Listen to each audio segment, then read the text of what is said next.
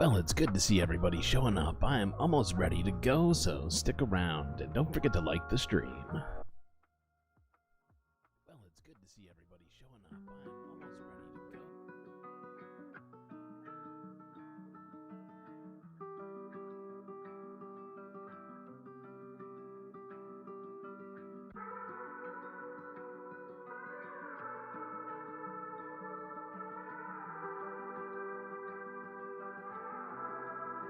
Illegal.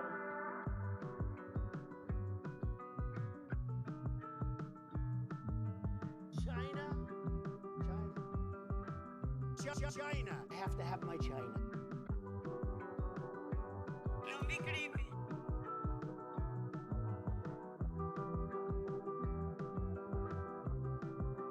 Don't be creepy.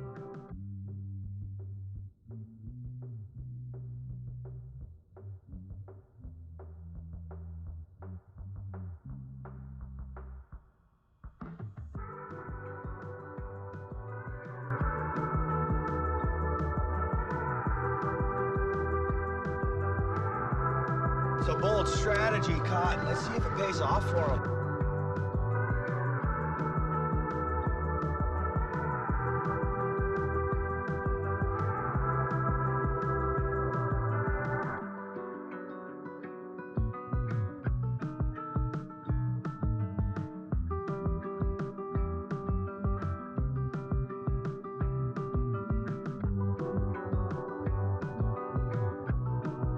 I got boxes full of Pepe.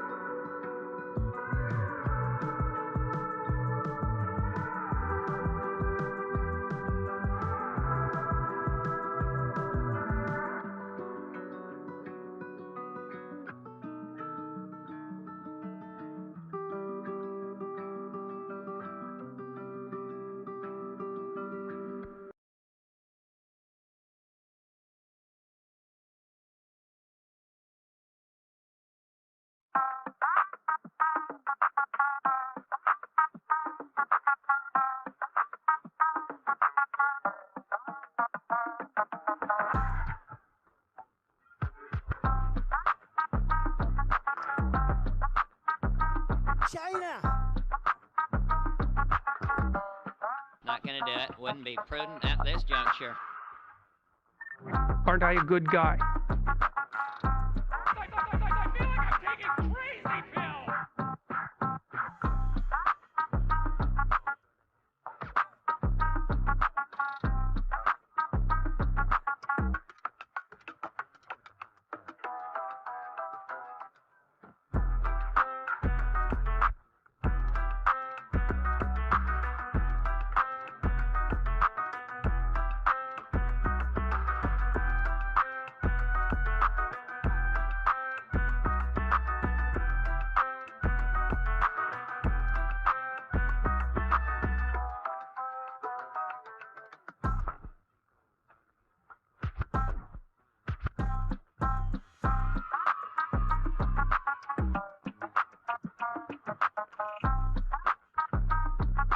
Arguably the greatest work of nonfiction of the 20th century.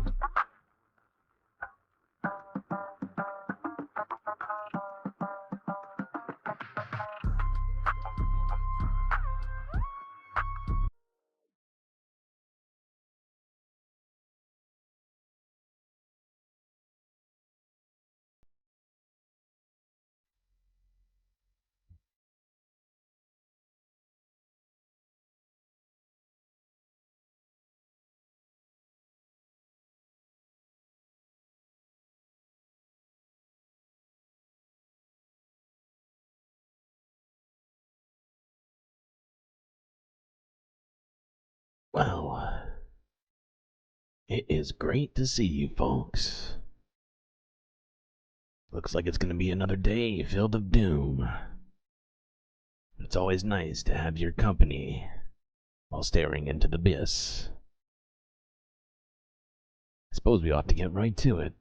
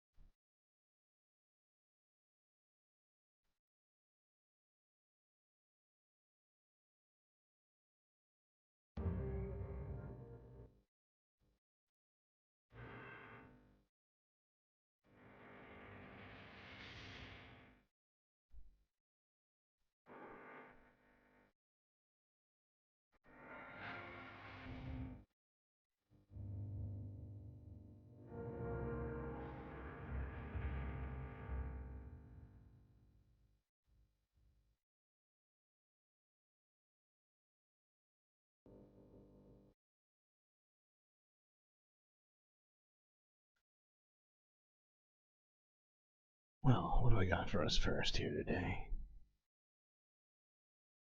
Well, unfortunately, it's gonna be some American-made doom. Good to see you, Bella. Thank you for the shoutouts and the rockets. Moa Noah, B-Cat, Aaron W, good for Gabby, Schmegley, Looney Tunes. Who else am I missing? FG. A lot of people I see here. If I missed you, it's not because I don't love you, but it's because I only have so much of the chat log in front of me at one time. Oh, no, I see you, AC. I see you up there. Yep, okay. Alright, cool. All the peoples.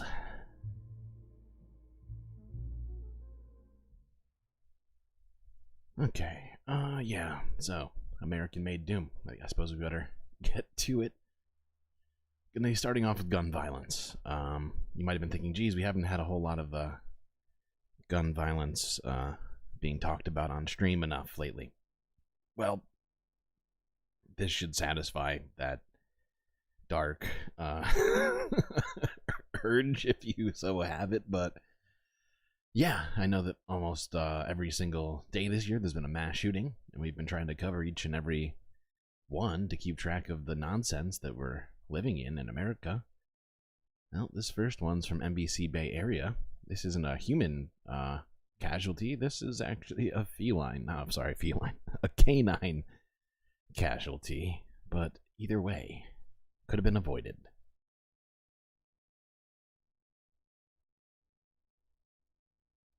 Marley, right here. She did survive, but the people who did it got away. Tonight, San Jose police are asking for help finding them. Our Marianne Farrow is in San Jose with our top story. After Marley was shot, she was taken here to San Jose Animal Care Center, where the medical team stabilized her. This photo shows Marley shortly after she was shot. A bullet went through the German Shepherd's muzzle, traveled through her jaw, then hit her paw. One of her toes had to be amputated. How can somebody shoot a dog that is, very defenseless? San Jose police say the shooting happened January 11th near the dog's home on Ann Darling Road near McKee. Neighbors are stunned. I don't believe people should do that. Yeah, this is wrong. With few leads, police are now asking for the community's help tracking down. This is wrong. Couldn't be said better. The people responsible. But during the investigation did discover that there were two unidentified suspects responsible for this heartless shooting. One of the suspects is described as a Hispanic adult male in his 20s, thin build, and at the time was wearing a yellow weather jacket and jeans. And unfortunately, we don't have a clear description of our second suspect. Marley was less than a year old when she was shot. Her jaw injuries were so severe she needed specialized surgery at UC Davis School of Veterinary Medicine. Animal Care Services received $20,000 in donations to help pay for the procedure. The community. Okay, there's a little bit more of that, but I think we get the picture, at least with this story. Yeah. No, it's just disgusting. Why can't we do something about the fucking guns on the streets? Even dogs aren't safe from gun violence. It's crazy. It is crazy. But to make up for the lack of gun violence in America videos that we've been doing, just kidding, I've got 5 lined up for us. So that was the first one. We got 4 more to go before we get to other news. This is from a day ago in Jacksonville. This is from News 4 Jax. 1 dead, 3 hurt, and 3 separate shootings. Did you hear me? 3 separate shootings, all in Jacksonville. 4 different casualties. Fucking hell. Disarm America, please.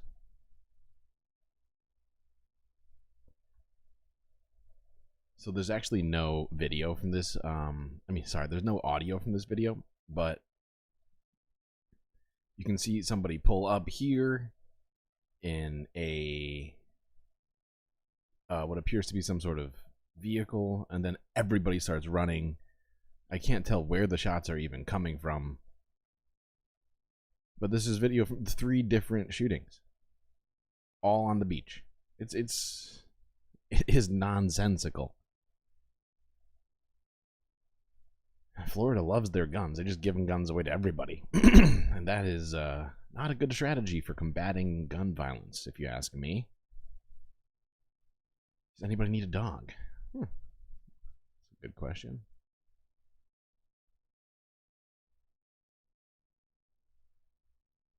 What am I next here? Oh, another one. This is in Washington, D.C. Mass shooting in Washington leaves 2 dead and 5 hurt. This is from CBS Chicago. Some breaking news to tell you this morning. A mass shooting has taken place in Washington, D.C. 2 people were killed, 5 other people wounded in an overnight shooting near the Kennedy Recreation Center in the district's northwest quadrant. So far, no word on the condition of the other 5 people hurt, and it's still not clear who opened fire or what led up to that shooting.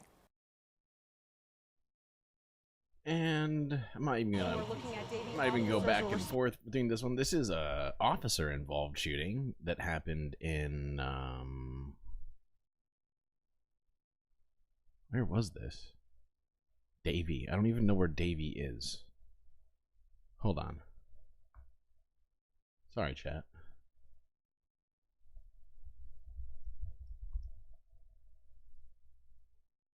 Oh, it's in Florida. It appears to be in Florida, not shockingly.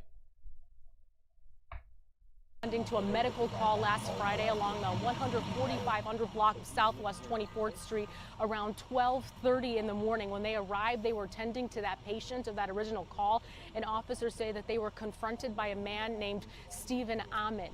They were speaking to Amin, trying to figure out why he was at the home. He was mostly nonverbal and didn't answer any officer questions. Then they say that he was seen avoiding eye contact and apparently reached behind his back while taking a shooting stance, officers say, while aggressively thrusting his hand forward from behind and pointing an object toward the officers. At this point, an officer-involved shooting occurs. He was taken to the hospital where he died. It's unclear if this man lived in the home where the original medical call. Now, I looked at the still of the frame where he's pointing what appeared to be a gun at them, but in fact, he is not holding a gun. That said, if, people didn't have guns, the police would not have to shoot people just because they were scared of getting shot and stupid kind of idiotic things. I mean, first off, if the guy's having a mental health issue, we should be using a different system than just sending armed individuals to them. Maybe, improving the healthcare system, getting social workers out there before we rise it to pulling guns on people. A lot of things I feel like I could say about that, but I think you all get the point. It's just more gun-related issues, people dying, getting shot because of how many guns are in America.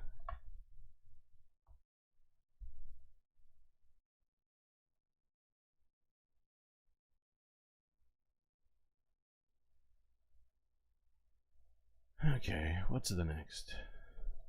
Oh, hold on one second. I actually have to do one thing. Give me 2 seconds, chat.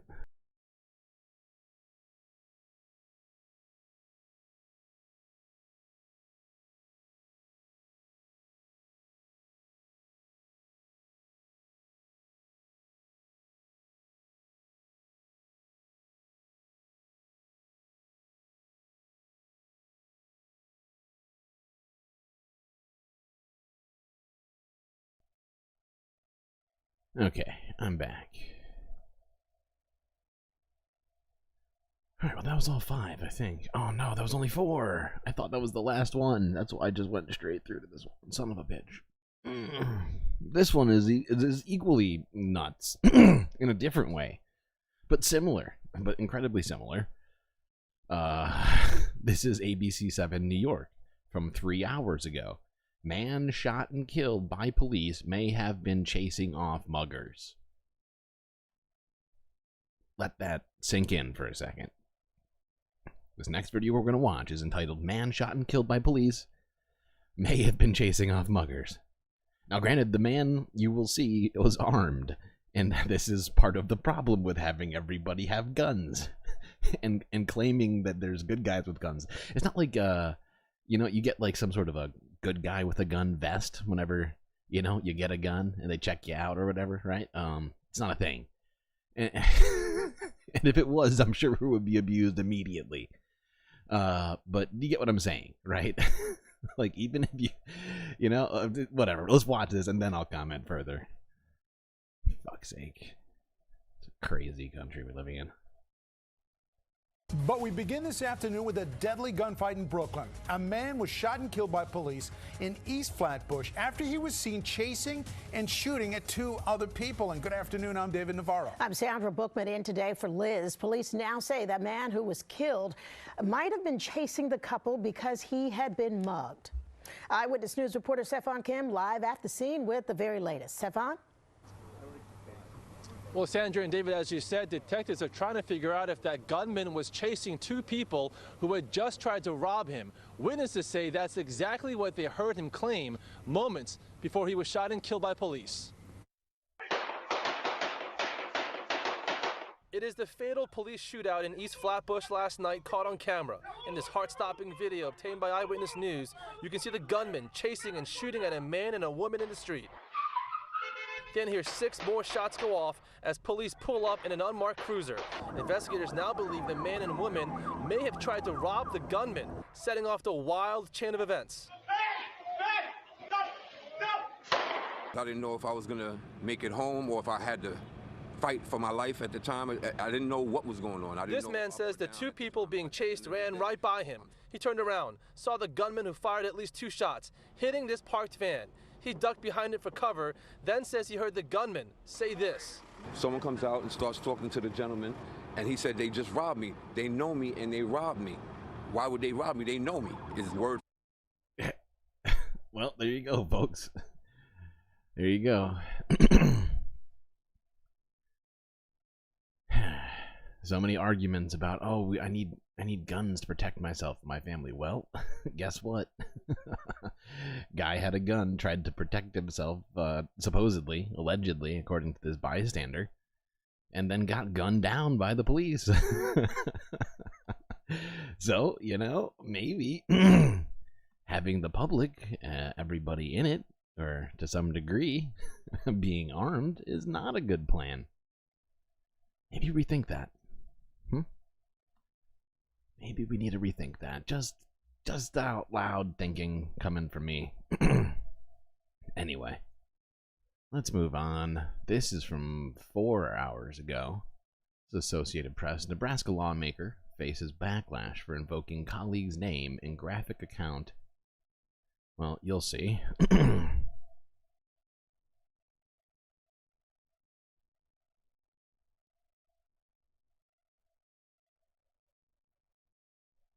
Senator Halloran, you're yielded 3 minutes, 35 seconds. Thank you, Senator Bosselman. Be prepared to be... And just in case you didn't see that warning, there's definitely a trigger warning right now. This guy is about to go and say some utterly terrible things right now involving sexual violence. So if you are all not wanting to hear that sort of thing, then you may want to turn the volume off for about 15 to 20 seconds, I'd say. The base of my spine was crushed into the ground. Glass cut in my back and behind. He kneeled back, raised your legs, he said. I'm going to read from the transcript. A Nebraska senator is facing calls to resign after repeatedly interjecting a fellow lawmaker's name into a graphic account of sexual assault. The excerpt was from Alice Sebold's memoir, Lucky, recounting sexual violence she experienced as a teenager. I don't know how, I said. What do you mean you don't know how? I've never done it before, I said. I'm a virgin. Put it in your mouth. I kneeled before him, Senator Kavanaugh. That's language that should not be in front of children. You don't know anything about anyone else's life. And I can tell you that women in this body have been subject to sexual violence. I didn't know you were capable of such cruelty. I would yield my time to Senator John Kavanaugh. The reading came during debate of a bill that would hold school librarians and teachers criminally responsible for providing quote-unquote obscene material to students. So this guy read from a woman's story about sexual violence that she experienced as a way to essentially demonize it and to say that that is unacceptable to be in a library. Fucking crazy. Fucking crazy. That is sick. The whole point of this conversation is not that there are things that are unpleasant in these books. The whole point is that we cannot make a determination writ large about what has value. I'm almost missing this opportunity. Thankfully, I just remembered. I'm not trying to ban anything. But you're not trying to ban any books. Who said I'm trying to ban books? Are you trying to remove books from libraries? From public school libraries. Yep. And to whom it has value. And so you can be provocative and say those things, but that does not mean that we have the right to ban books.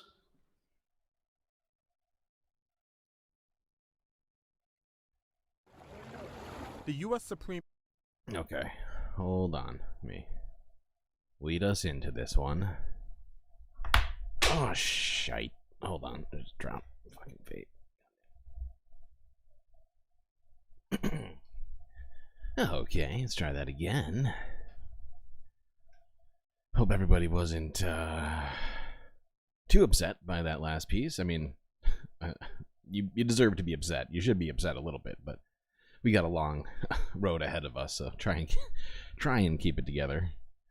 What do we got next here? Yeah, right into this. This is from Reuters from an hour ago.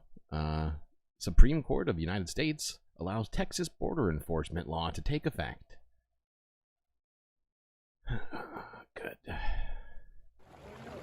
The U.S. Supreme Court on Tuesday ruled that a contentious Texas law criminalizing unauthorized border crossings could go into effect for now, despite the federal government's claim that immigration enforcement is a matter for Washington.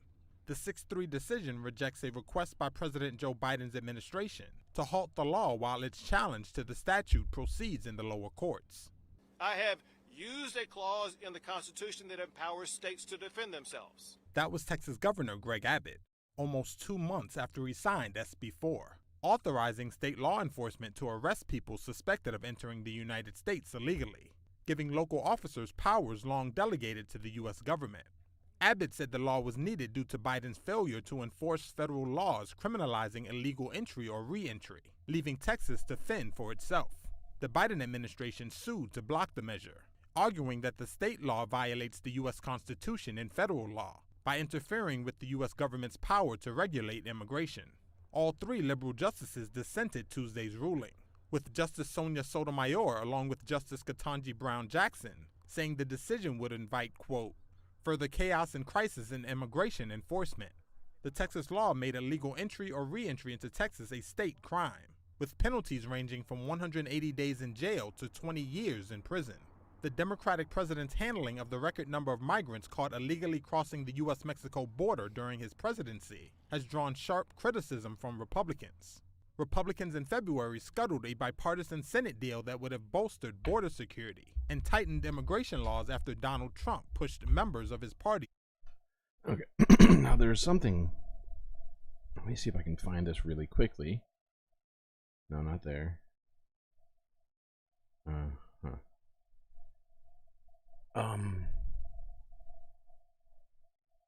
So this is from a ABC post, and it essentially, listen to the wording of this, okay? This law would authorize local and state law enforcement to arrest migrants they suspect crossed into the state illegally. Listen to this word, the words again. It allows law enforcement to arrest migrants that they suspect crossed into the state illegally. Now, my question for everybody here is, how do you know who the fuck is a migrant and who is not? If it's all based on suspicion, right, that leaves a lot of room for racism and bigotry and everything else that you can imagine to seep its way into that thought process, okay? Because it's just it's the suspicion. Because you can't tell somebody's a migrant just by looking at them, right? So how first off, how are they ever going to even determine someone's a migrant before before the suspicion of crossing into the state illegally? What is the word? It requires law enforcement essentially to make that judgment for themselves. Who is a migrant based upon looking at them, right? Is it color? Is it? Okay. Well, that's a problem then, right? That's a fucking problem. And I would point out there's plenty of Ukrainian and Chinese and other sorts of migrants coming in, right? And people fleeing the Sudanese crisis right now. There's plenty of people of all different colors trying to cross the border.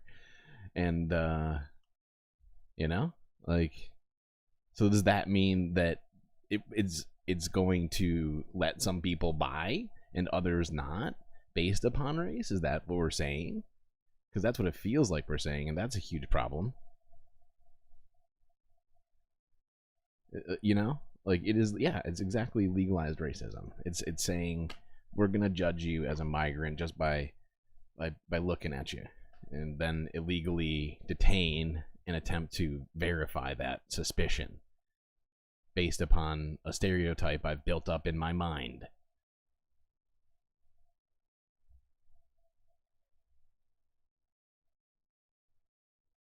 Okay. This next one's moving to Canada and homelessness.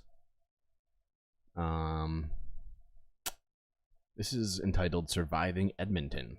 1 year spent with homeless people seeking stable housing. This is from Global News. Came out a day ago.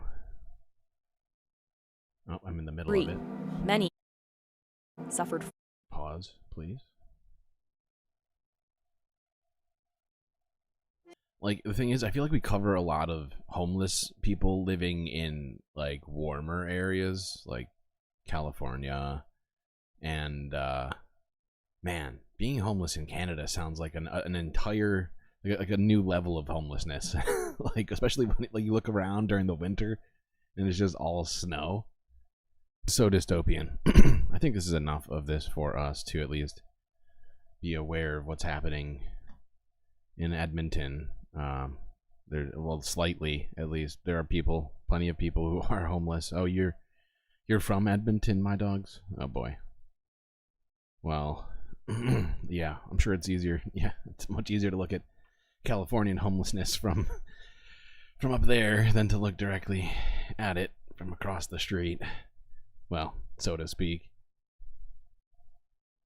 Oh, God. So much stuff to cover today. We're going all over the place, too. You know, maybe we should watch a little bit more of that. Fuck. That's super long. If you want to watch the rest of it, it is on Global News' channel entitled Surviving Edmonton. I did watch most of it. It's quite, yeah, it's quite harrowing. Next thing we're going to switch over to is also from Global News. And this is from, this came out around the same time. And it's entitled Concerns of Measles Outbreak Growing During March.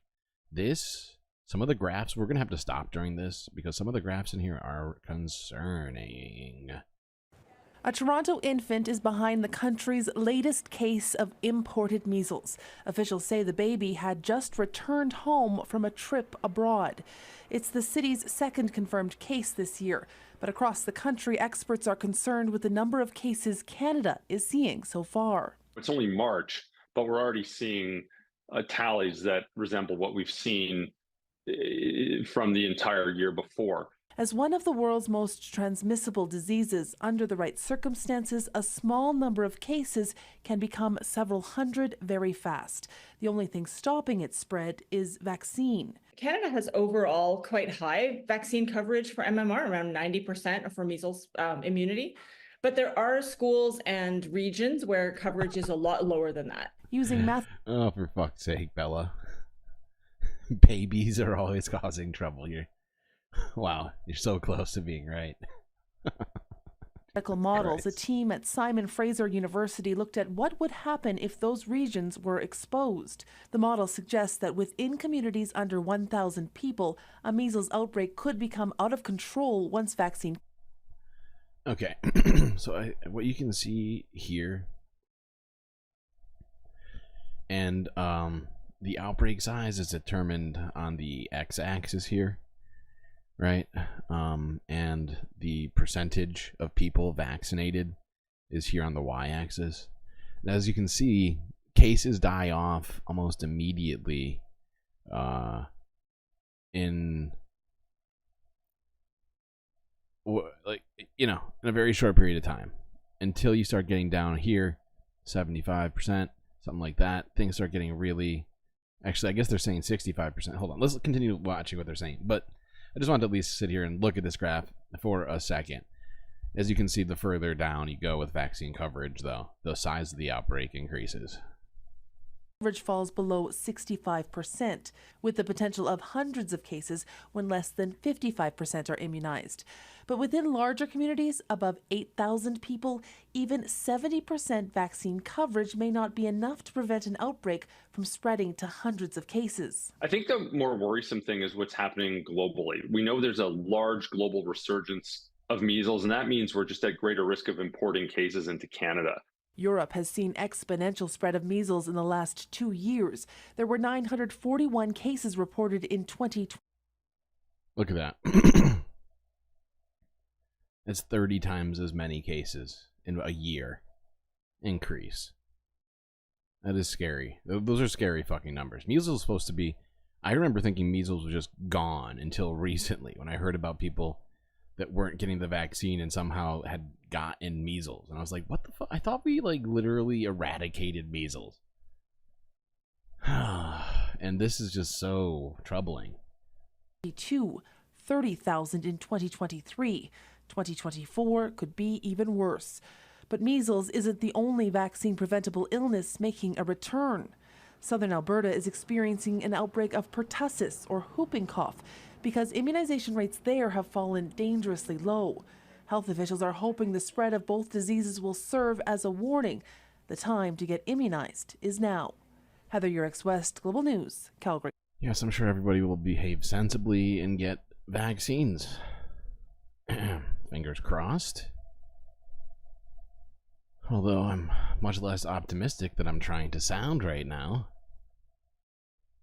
There's been so much anti-science sort of rhetoric running around, people saying fuck it, and then stuff like this happens.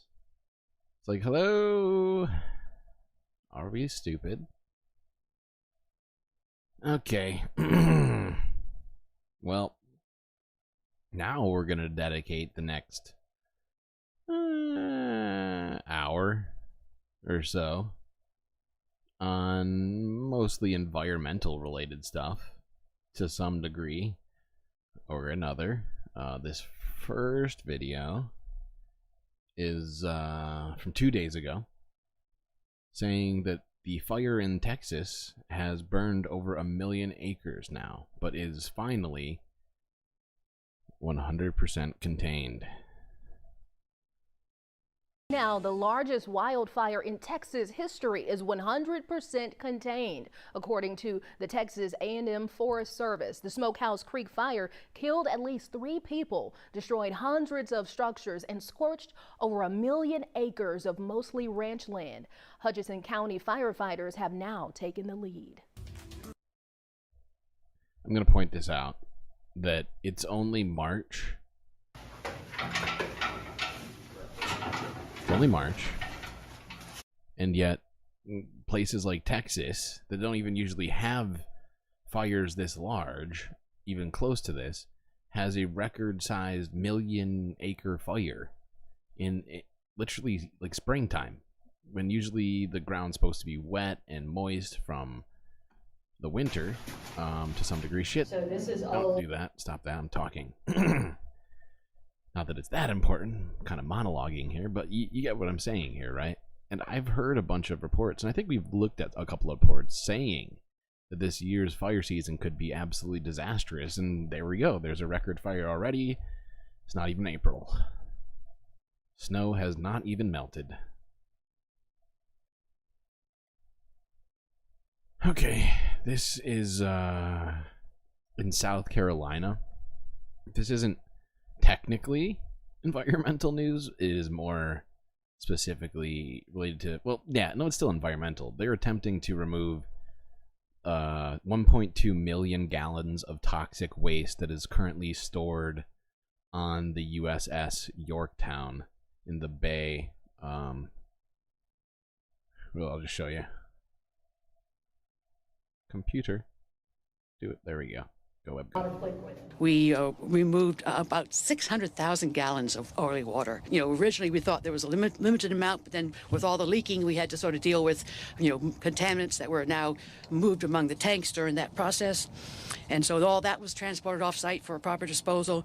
Almost 9 tons of oily waste that was in the bottom of these tanks had to be removed.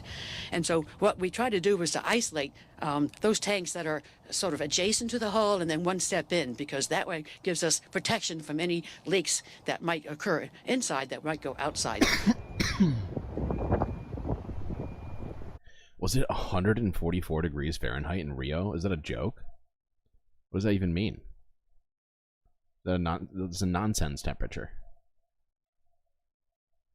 We covered Rio yesterday, and they were talking about how hot it was, and people were literally like, like sweating while standing. 144 degrees. I'm gonna have to look that shit up. But you get what's happening here. I mean, they're trying to avert a environmental catastrophe. It just seems like there's so many of these ticking time bombs lying around the US and the world that could, cause severe problems for the environment.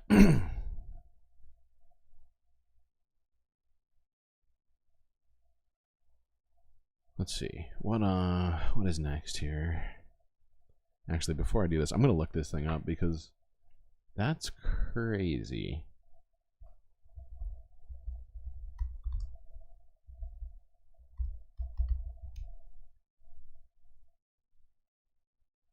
Oh, okay, it was 2 days ago. It was 2 days ago.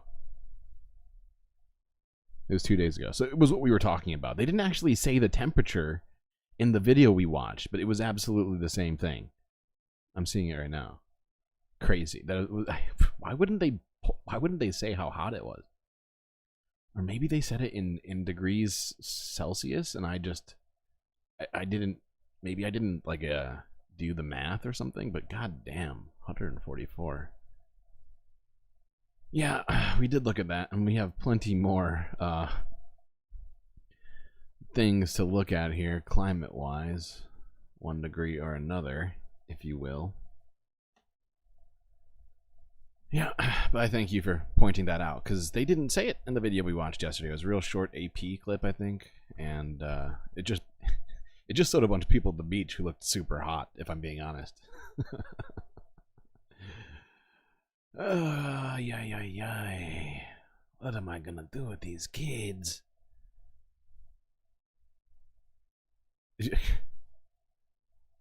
I couldn't imagine being having a home in Rio at 144 degrees, let alone being homeless. Fuck that. I'll just become aquatic. I'll just live in the water.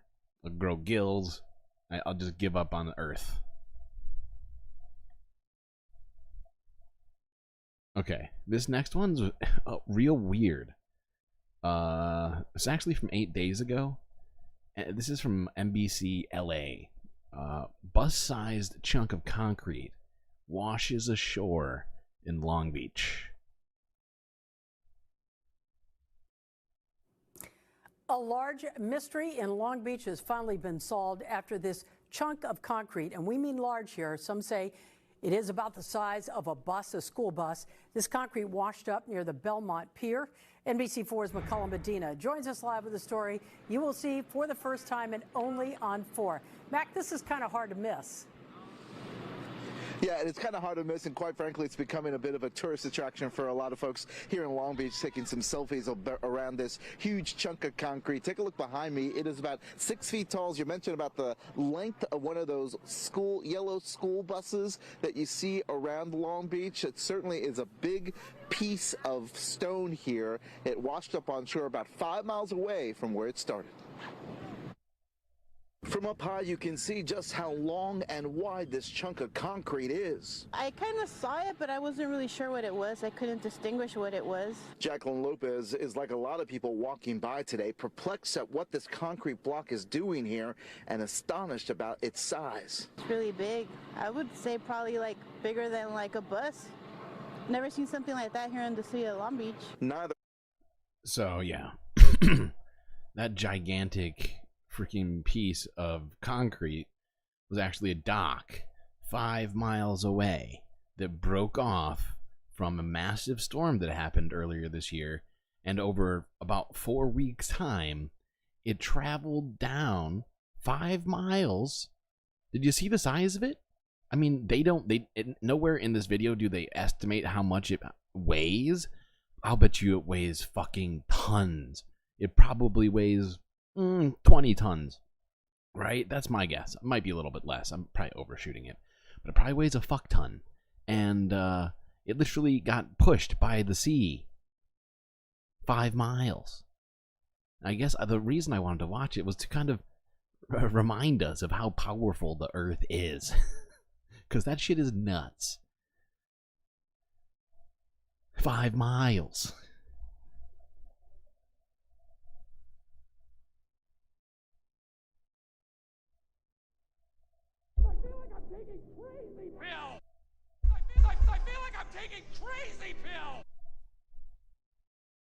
You think it's more than 20 tons? Let's just leave it at 20. Let's not get crazy, okay? 20 already sounds insane. Usually, rocks don't float in the water. That was a 20-ton rock. Granted, it is concrete, so it's more porous. But still, pretty sure. Go test. Go grab some concrete. Just go throw it in the water. It usually is going to sink. Christ. But you have the force of an ocean moving, doing crazy shit. That is the scientific term. My dogs is right.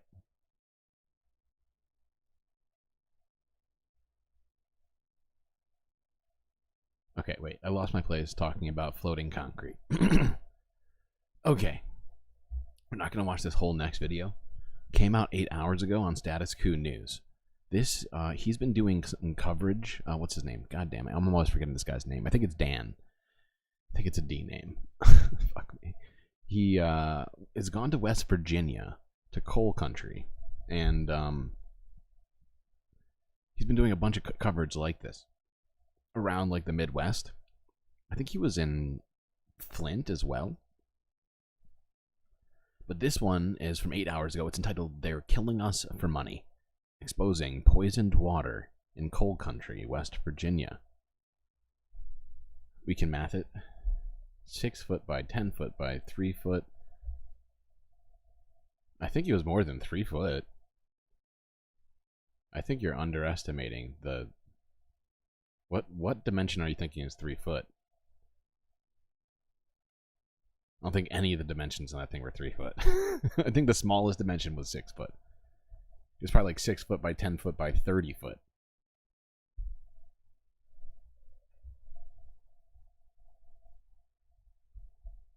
Oh, 6 by 20 by 3. It's still bigger than that.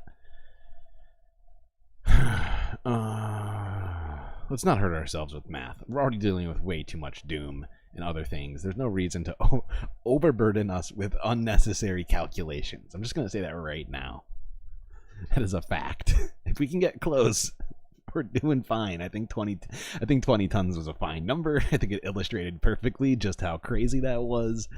Don't need an exact number, to be honest. If you told me 23, I'd be no more shocked than I am now. This next one, yeah, we already told you what we're doing. I'm just delaying because I'm reading chat. Okay, do your job, Streamlord. Fuck's sake. Hey, it's Jordan. We are in Wyoming County. Why do I think it's a D name? Why do I West suck? Virginia. And this is one of the poorest communities in all of America. And obviously West Virginia is one of the poorest states. We're with Richard Altazar, who made me aware of what's going on here. Let's start where we are. We're at a friend of yours' home, and I'm looking. This is a private well that looks and smells like it came out of some weird I don't want to drink horror out of that. movie. Yep. The smell is kind of like a mix of sulfur and some other stuff. But sewer. The water on the space station is better than that water. It's a bold strategy, Cotton. Let's see if it pays off for him. Good God. Sewer, and it goes straight up your nose. Tell me, the creek. That's Indian Creek over there? That's Indian Creek right there. Yep. And so tell me, from the top, about a little over a year ago, you guys started to notice discolored water. Back in February of last year, around the 12th, Jamie, the owner of the trailer, calls me, and this whole place looks like a lake. He just woke up one morning. This whole backyard right here? Yes, okay. The whole front, everything. Well, he thought he had a water leak, and when he took a shovel and shoveled, it spewed out like you can see oil. stuff seeping up from the ground. And he didn't realize the magnitude of it until he started seeing the slurry, chemical, looked like a chemical-based oil coming out. And then after I got down here, we put a little ditch towards the creek because the DEP come out here that day. DEP is the West Virginia Department of Environmental Protection told him to go ahead and put it in the creek because it was getting around his heat pump and they was afraid it was going to get electrocuted. And after we was here for a while, we noticed what was coming out over in the other lot of another artesian well, and it was something out of a war scene.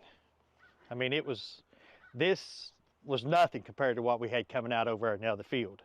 So a private water wells, residents all over this community, most of them have water wells, and it's supposed to be water from the aquifer.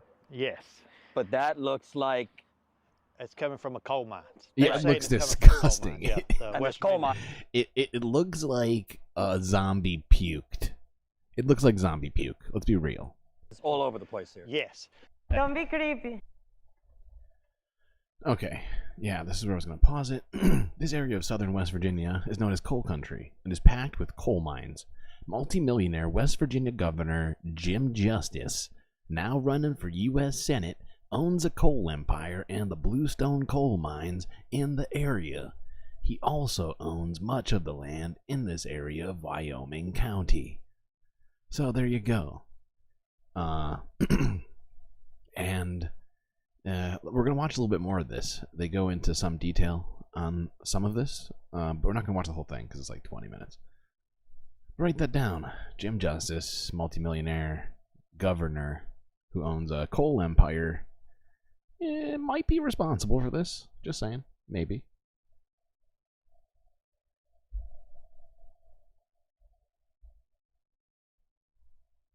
There's one right there that went bankrupt in 2017, and it's supposed to be as big as Chicago. Wow. Underneath. And they said it filled up with water. And that's why it started coming out artesian. That's their theory. But the community has different theories of what's going on here. We've tested all the water, none of it matches. Meaning the Department of Environmental Protection, right? They tested, they say everything's fine, which I've heard in many other places. Yeah. It's always fine when they test it. Yeah. But independent testing that you guys did had very, very high levels of what? Arsenic, the iron was 2 million, the arsenic was 388, and then whatever else was on that. Lead was Yeah. about 2 something. Yeah, it was real, it was just, you know, through the roof. Lead is supposed In to be case you're 50. unaware, those things are poisonous. Arsenic, just outright. The other one, I think, is to a certain degree. It has to be. Yeah, this is fine. Very funny. Yeah. The other one, I think, it needs to be a certain level to be poisonous, or like over a long period of time, I think. But the levels sounded. I mean, I think he said 2 million per. That's nuts. Fucking. Anyway. We're gonna keep watching more. Parts per billion, which, by the way, is a nonsense number anyway. It's supposed to be 0. The arsenic, I believe, was a couple hundred times higher than it's supposed to be. You also shouldn't have arsenic in your water. And iron was about, what, 2 million 2 on million. that test? 2 million. And iron, when you have high levels of iron, it breeds bacteria. That's part of what happened in Flint. But I want to talk about, you got white stuff, black stuff. Mm-hmm. I mean, I'm not an expert on it, but it sure looks like there's some sediment in there. Yo, you don't have to be an expert to know that that shit is fuck, dude. I am not taking a bath in that. What about you, chat? One's in chat if you want to take a bath in there. And I've never been down in a coal mine, but you know the coal mines around here. Yeah. Does this kind of look like it could have some contamination from there? Yes. The University of Virginia Tech come in here, the biologist said that's a living organism. It's growing. And you'll see over to Artesian Well that it's growing. And this never froze over this winter, and neither did that over there in the ditch. Now the creek froze right through here. That never froze. So it's pretty much mine. So frustrating. It's so frustrating that corporations are, you know, just taking advantage of people and nothing's being done about it. For fuck's sake.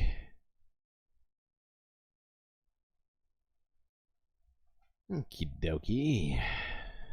I think you all get the picture. Super gross. My dog is right. 2 is the correct answer to that question. Let's watch something that's mildly productive. How's that sound? How's that sound, chat? Productive? Mildly productive? Okay. Okay, I feel like you're going to say yes, so I'm just going to automatically do this. You're probably aware of this channel, as it's fucking huge. I might just very well get copyright struck from watching this, so do brace yourself for that. But I just felt this topic is super important, because we've been talking about plastic problems for like 3 days straight, at least 3 days straight, and on multiple occasions before that. But yeah, you want productive? Good. Me too. This is from Jerry Rig Everything. You've probably seen his channel. He's fucking humongous. This video itself got 15 million fucking views. And this is entitled, "What Really Happens to Recycled Glass?" So, let's fucking see. What do you say? Wait, it's gonna do this, isn't it? Oh, no, wait.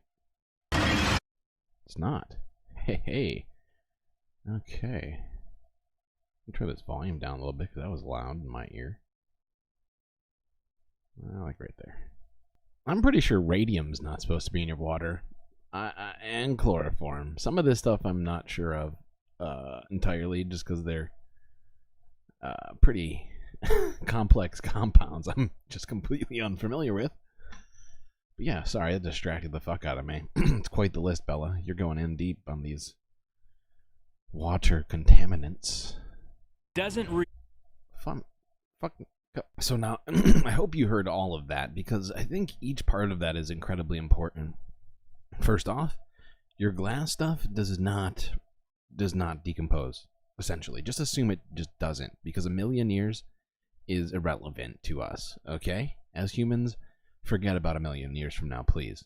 Let's think about the next 100, okay? And then we'll talk. But it also can be infinitely recycled, unlike plastic. And for a long time, I've kind of been aware of this fact in the background, but watching this video recently, like, re-triggered it in my brain. I was like, oh my god, yeah, we need to stop, like, buying stuff in plastic and start buying shit in actually recyclable shit, because we've been lied to. Like, glass, we should have been using glass the whole fucking time. Anyway, let's watch a little bit more of this. Hopefully I don't get copyright struck for this, but I probably will. Either way, I just think it's super important that we talk about what we're talking about here. We can make sea glass with it. Well, let's not seen like that Yukon gold show. That's like the exact same thing they use to find gold. I don't know why I thought of that. You basically get as much as you probably need to get from this. There's a further, even more high-tech process that makes it even better, and refines it down to a substance. It's almost like glass sand. Okay. What is your favorite color?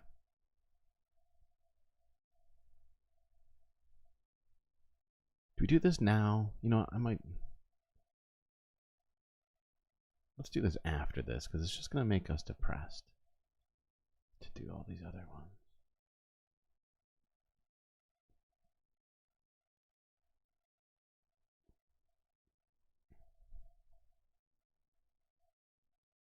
Did you just cut yourself, my dogs? What have you done? What have you done? Have you cut your foot? That is silly. Are you okay? Do you need a band-aid? Is it more serious than band-aid level? Where are we at with this cut? Do I need to stop the stream right now and call an ambulance? Do we need to do this every stream? Do we have to call an ambulance every stream, people? What is going on?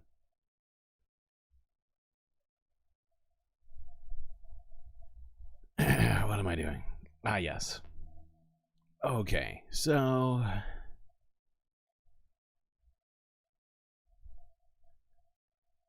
we're in a glass of our own.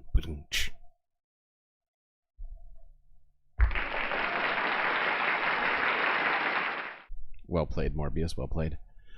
What am I doing? Okay, yeah. This next one is the first in a series of videos that I've put together for us here.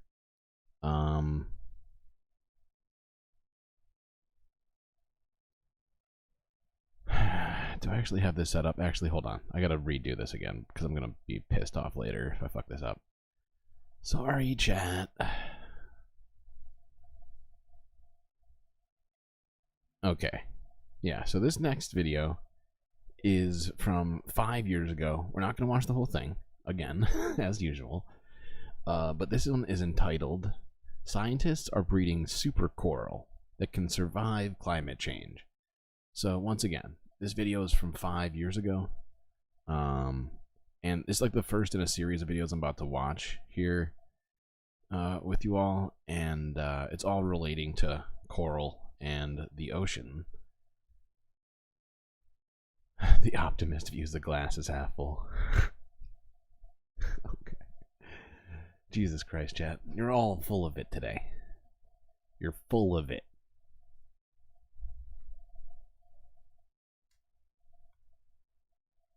What was I doing? Yes, this next video. Coral. Super coral, supposedly. The attempt to breed super coral. Let's do it. Full screen, please.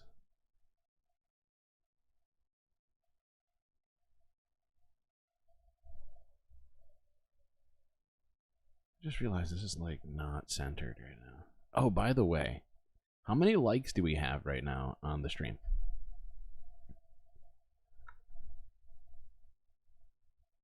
Can somebody tell me right now? Because I can't see. Are we at 20 yet? First off, are we at 10? Are we at least at 10? That's my question. I think we're at least at 10. I'm looking at my chat right now. I'm seeing at least 10. 19. Okay. Since we got at least a 10, I'm gonna bring in our emotional support Bacula. If we get to 20, actually if we get to 20, let's call it 20. Let's just call it 20. We're really close. Might as well. But if we get to 20, I will bring in even more emotional support. Somebody recently requested something, and I just felt like being a nice guy and to just do something fun. So if somebody likes it and gets us to 20 likes, we can get something else up in here. Ooh, somebody just liked. Does that get us to 20? Are we at 20? Oh, we're at 20. Okay. Well, and this is happening. Wait, where did I put it? I had this set up.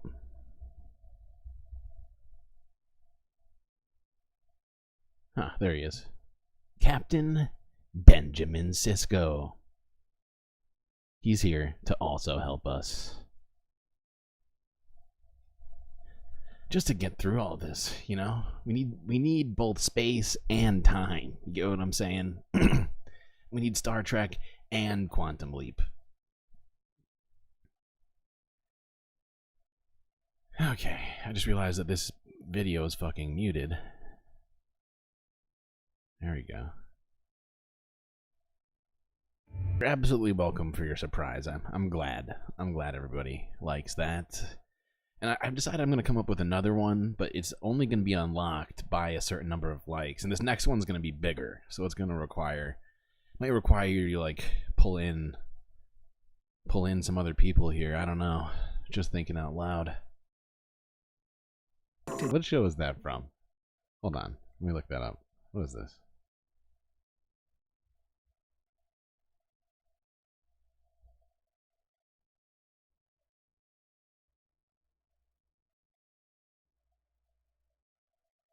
Fringe. I remember that now. I remember that show. Yeah. Yeah, I don't know though. I feel like Walter Bishop might have to be like the 4th level. There's got to be like an intermediary character between Walter Bishop and these guys.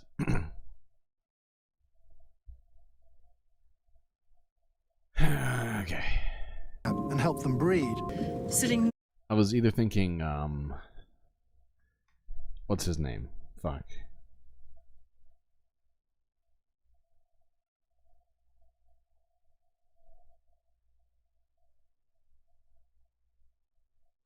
Right. Either like Doc Brown or like Rick from Rick and Morty, perhaps, would provide some sort of levity and or guidance in this situation. And they'd be like a lower tier. I feel like I'm trying to remember how powerful he is. I have to rewatch that show now. You've made me remember something I almost completely forgot. Completely left my mind. Now we're talking about not the important things. Hold on, I gotta back this up 30 seconds. I'm pretty sure Morty from Rick and Morty is named after Marty. Cool. Well, it's honestly a fascinating video. This is from Vice. I think I mentioned it. I might not have because I was just kind of rushing to it. But I'm sure you're all familiar with Vice. And they had very weird beginnings, but they still have some good journalism, honestly.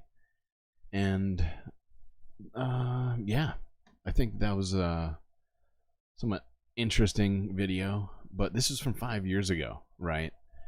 And you know, I do hope that there has been progress on this. I actually haven't seen any like videos on it since then. I could probably maybe find some at some point, hopefully, but the next videos we have are kind of foreboding, if you will. This is from 2 years ago. I'm just trying to get us up to date here. Oh, what just happened? Why is my stream suspended for policy violations? Oh no. What did I do? Oh no. Oh, that's bad.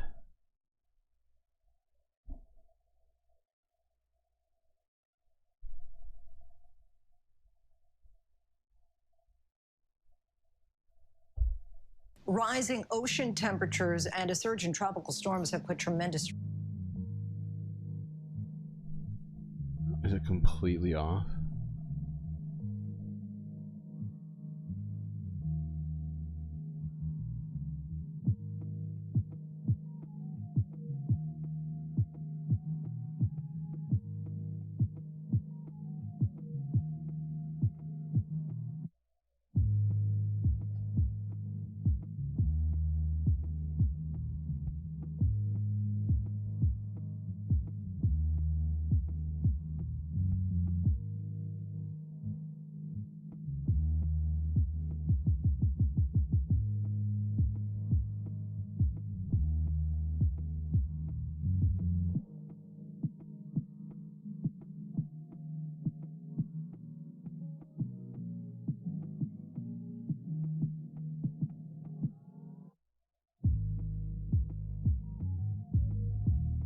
What in the fuck?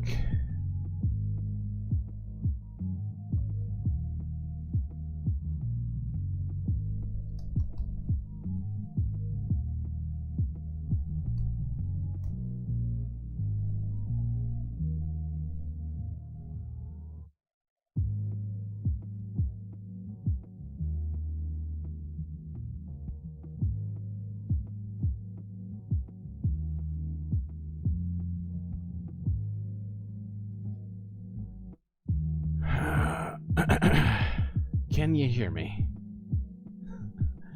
Can you hear me, chat?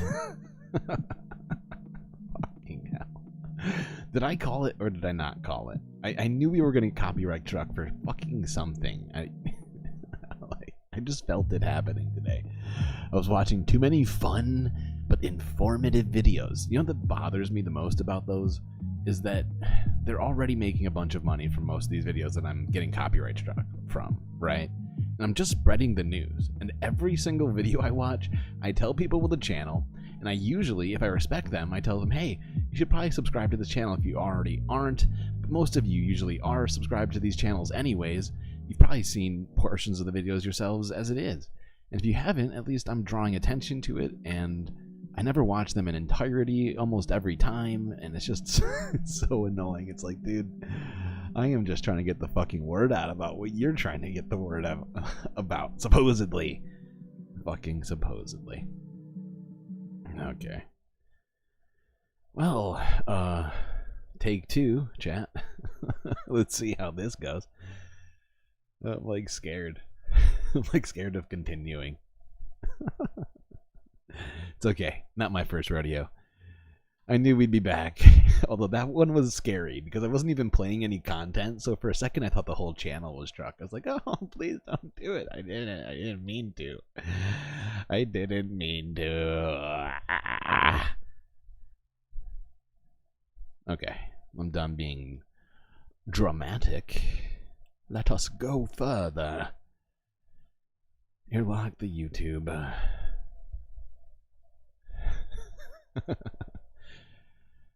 Alright, this next video. When's it from? I think 2 years ago. It's ABC News. Coral bleaching leaves Great Barrier Reef under threat. So, I thought this was important context because it has some important information. So let's just listen close to this one. I think it happens early on. Rising ocean temperatures and a surge in tropical storms have put tremendous stress on sections of the Great Barrier Reef in recent years. And mass coral bleaching events are lasting longer and happening more frequently. That's why a group of Australian scientists and tour companies are stepping in to cultivate new coral and resettle the organisms on desolate parts of the reef. ABC's Britt Clennett reports. I've never been more glad to have Bacula and Cisco here with me. They are providing me some support, as well as you, chat. Thank you for sticking with me during that trying time just now. Shadowband, chat. Settle the organisms on desolate parts of the reef. ABC's Britt Clennett reports. It might look like paradise from above, but beneath the turquoise waves of the Coral Sea, picturesque views turn to the barren expanse of a struggling ecosystem. This is the reality of one of our world's greatest treasures, the Great Barrier Reef. This sprawling natural habitat is teeming with marine life, but it's the maze of coral, the heartbeat of the Great Barrier Reef, that sustains the life here. And that heartbeat continues There's no pollen on the space station. What the fuck was that? to be under attack from climate change. Back-to-back coral bleaching events in 2016 and 2017, and most recently in 2020, have left their mark on parts of the reef where coral was too hot for too long and withered away. That's the research boat over there. We're about to link up. Hello, how are you? Thanks for having us on board today. We meet marine ecologist Dr. Peter Harrison and his squad of graduate students near Black Island Reef off the Australian coast, an area severely impacted by coral bleaching in recent years. We've lost so many adult breeding corals that the production of larvae is now compromised. So that's how and why we're intervening. The Great Barrier Reef stretches over 133,000 square miles, is visible from space and helps fuel area fisheries and tourism. Its importance is not in dispute, but for some in Australia, climate change is, despite the eroding state of the nation's prized ecosystem. Peter's team is hard at work trying to preserve a small coral community through their larva cultivation. Beyond economics and things like that, you know, like, isn't it like a vital part of the ecosystem where fish and other sorts of organisms can only thrive with the existence of these coral reefs? Not with all fish or all organisms, of course, in the sea, but you get what I'm saying. But there's also downstream effects on the larger organisms in the sea, because suddenly the populations of their prey are down and so on and so forth, and it's just a chain reaction. I don't know. I'm trying to remember if she's already said what I was trying to get her to say, but I sneezed like 3 times just now and completely lost where I was at. Thank you for the blessings in chat. Hopefully I don't have the plague.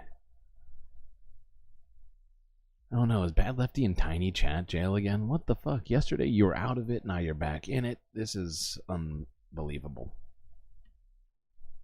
In fact, I feel like you weren't even in Tiny Chat jail earlier today, so this is absolute bullshit. Did we just get like the Matrix just switched just now? Did we just get attacked by an alphabet agency? My god. We're under attack, chat. Alright, I'm going to keep listening to this a little bit longer, but there's a certain fact that gets brought up in here regarding how frequent, like, reef bleachings were previous to, like, current day, and it was kind of stark, but I just don't know where it is. Tell me about this project. What are we getting done today? So today is the culmination of a year of planning and using new styles of delivery of the coral larvae onto damaged sections of the reef. We collect some of the immense coral spawn that occurs at the sea surface, and then we carefully transfer the eggs and sperm and the embryos that are developing into these floating larval culture pools that are anchored on the reef. Those larvae are now ready to settle. The team of scientists have tens of millions of microscopic coral growing in these pools. They're trying to emulate the natural brown clouds of coral spawn typical on the reef during this time of year. The spring-like weather conditions are ideal for breeding.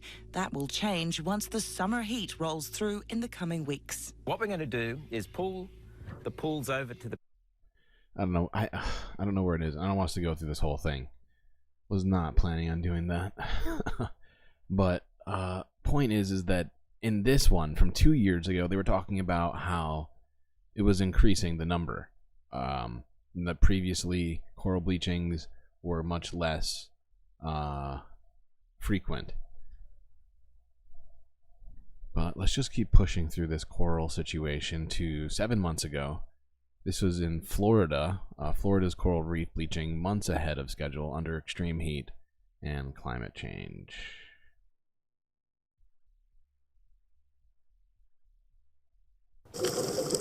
When researchers dove into the water off the Florida Keys, they were stunned by what they saw.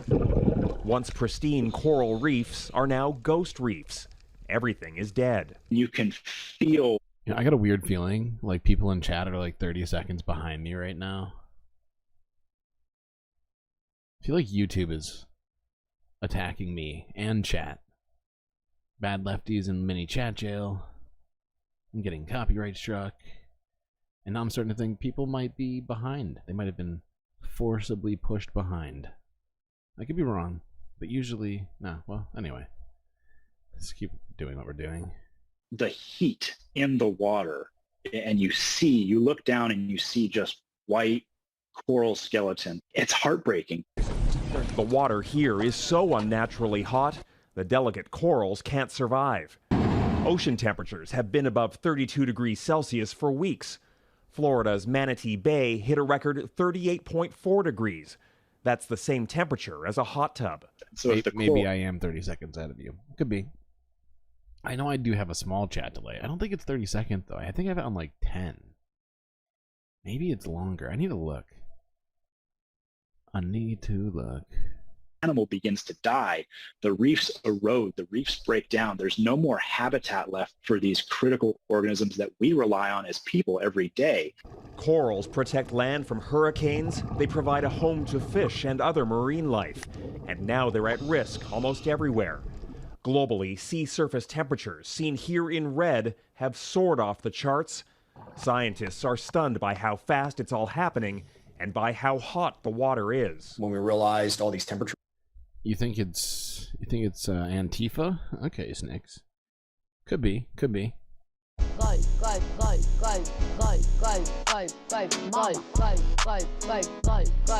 Or it could be Globe Lady. She could be attacking us right now. Rising, we actually thought something might be broken with our model. It goes to show us how much excess heat energy from climate change, from global warming, how much of that excess heat the oceans have been absorbing. Back in the water, there's now a desperate race against time.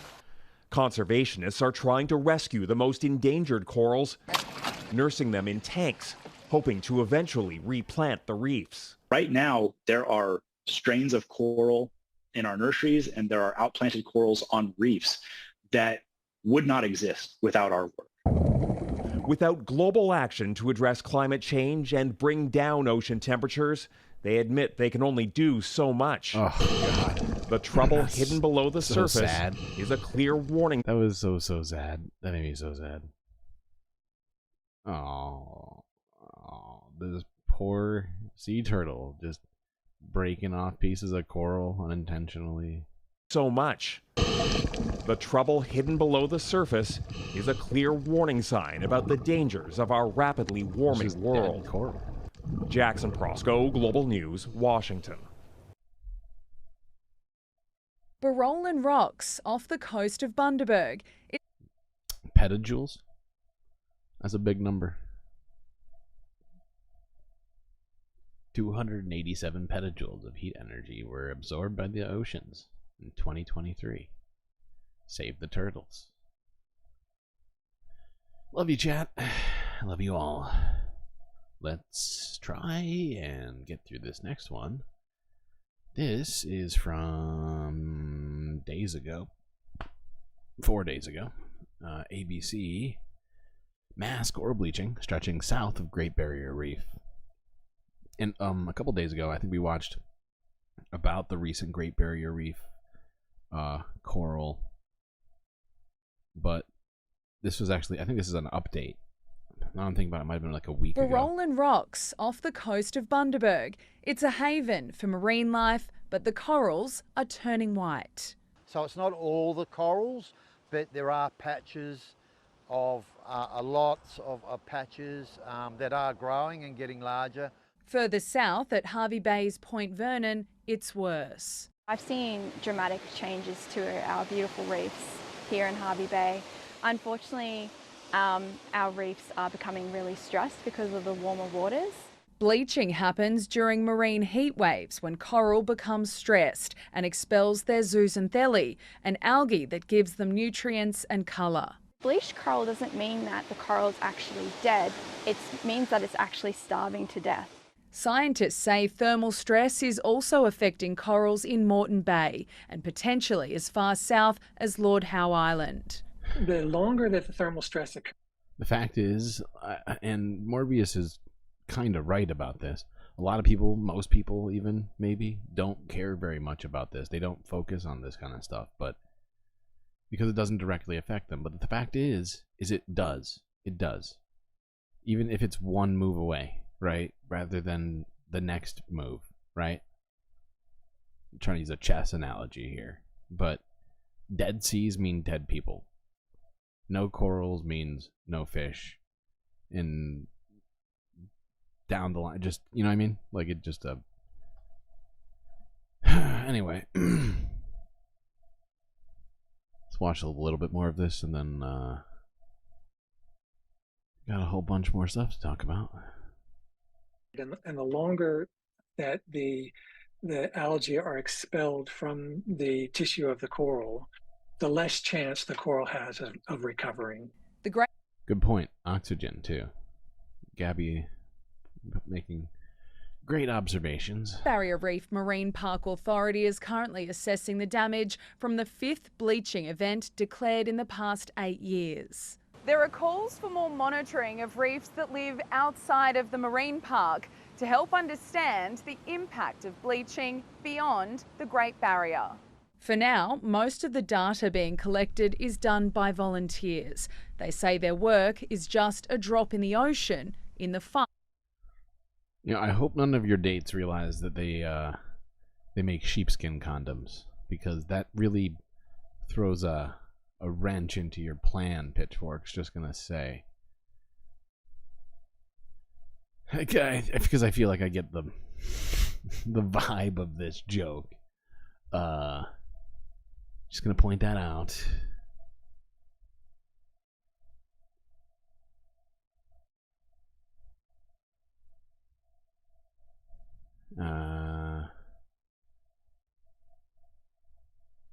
Okay, that was from 4 days ago. And this is another video, but of different footage of Australia's Great Barrier Reef's bleaching. We're just going to continue focusing on this because it's... These are some of the first images from the aerial assessment of coral bleaching in the Great Barrier Reef. Just going to drive this Bleaching occurs when warmer ocean temperatures and pollution force coral to expel the algae that live in their tissues. The algae give the coral their range of colours. Scientists have declared 2024 a mass bleaching event. We call a mass coral bleaching when we see the majority of corals on many of the reefs that we survey across large areas of the marine park are bleaching, and that's the situation we're in at the moment. Coral bleaching is just a stress reaction from corals, so you could compare it, for example, to heat stroke in a human. Until now, coral in the southern section of the 2,000-kilometre stretch of reef had largely escaped the most severe consequences of bleaching. But heat stress caused by an extreme marine heat wave over an extended period of time means some structures, hundreds of years old, have been severely damaged. It's disturbing, to say the least. It's sad. It's infuriating, really, because we know the cause. Marine biologist Jodie Rummer has witnessed 5 mass bleaching events on the Great Barrier Reef in the past 8 years. She says ocean temperatures are increasing at a rate never seen before, and that's an ominous sign for the biggest coral system in the world. We're seeing this back to back, year upon year. The reef needs many years to recover from these heat waves, and it's just not getting it. What's happening here on the Great Barrier Reef is also happening on reefs around the world. Over the last 12 months, warming sea surface temperatures have caused bleaching events in the Northern Hemisphere. And So yeah, I just wanted to watch at least enough of those to drive home the point that it's happening all over the world right now at an unprecedented scale. And if we don't do something now, our environment may be unreversibly affected. And just don't want to see that happen. It's kind of the point of the DOOMER report, really, is to at least talk about this maybe enough that somebody out there, maybe as a group even, we can start to affect things and really make the right decisions here. Not that I have all the answers, but maybe as a group we can, work this one out. This is from 4 hours ago, PBS NewsHour.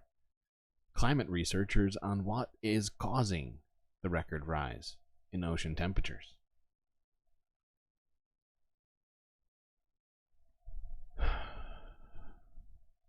The World Meteorological Organization issued a red alert warning today about warming and climate change, saying 2024 is shaping up to be another record year. As William Brangham details, one of the many worries about how the planet is changing, thanks in part to human activity, is the record-shattering warming of the world's oceans. I want to put up a graph that shows just how out of the ordinary ocean temperatures are becoming. This shows the averaged daily surface temperatures of the world's oceans. Those very thin gray lines each represent 1 year, going back to 1979. Now here's last year's readings in orange. 2023 started out at the upper end of normal, but soon became a record-breakingly hot year. And here, in red, is just the beginning of this year. The oceans are already in uncharted territory. So what is going on here? John Abraham is a professor of mechanical engineering at the University of St. Thomas and is part of an international consortium of researchers who monitor ocean temperatures. John Abraham, thank you so much for being here. Before we get into the why, I wonder if are you in this camp that is genuinely alarmed at what's going on? Well, that's a really good question. You were hoping I'd pull up this graph, Bella? Well, we've looked at this graph like a half a dozen times. I managed to restrain myself from pausing it again because I know I've literally paused the stream multiple times on the graph. And sure, am I pausing it directly after the graph and now talking about it? Maybe. Is that better? I think so. Either way, it's a disturbing graph. Behind the scenes, there are two groups of scientists. One group thinks that what we're seeing can be explained by long-term global warming and what's called an El Nino.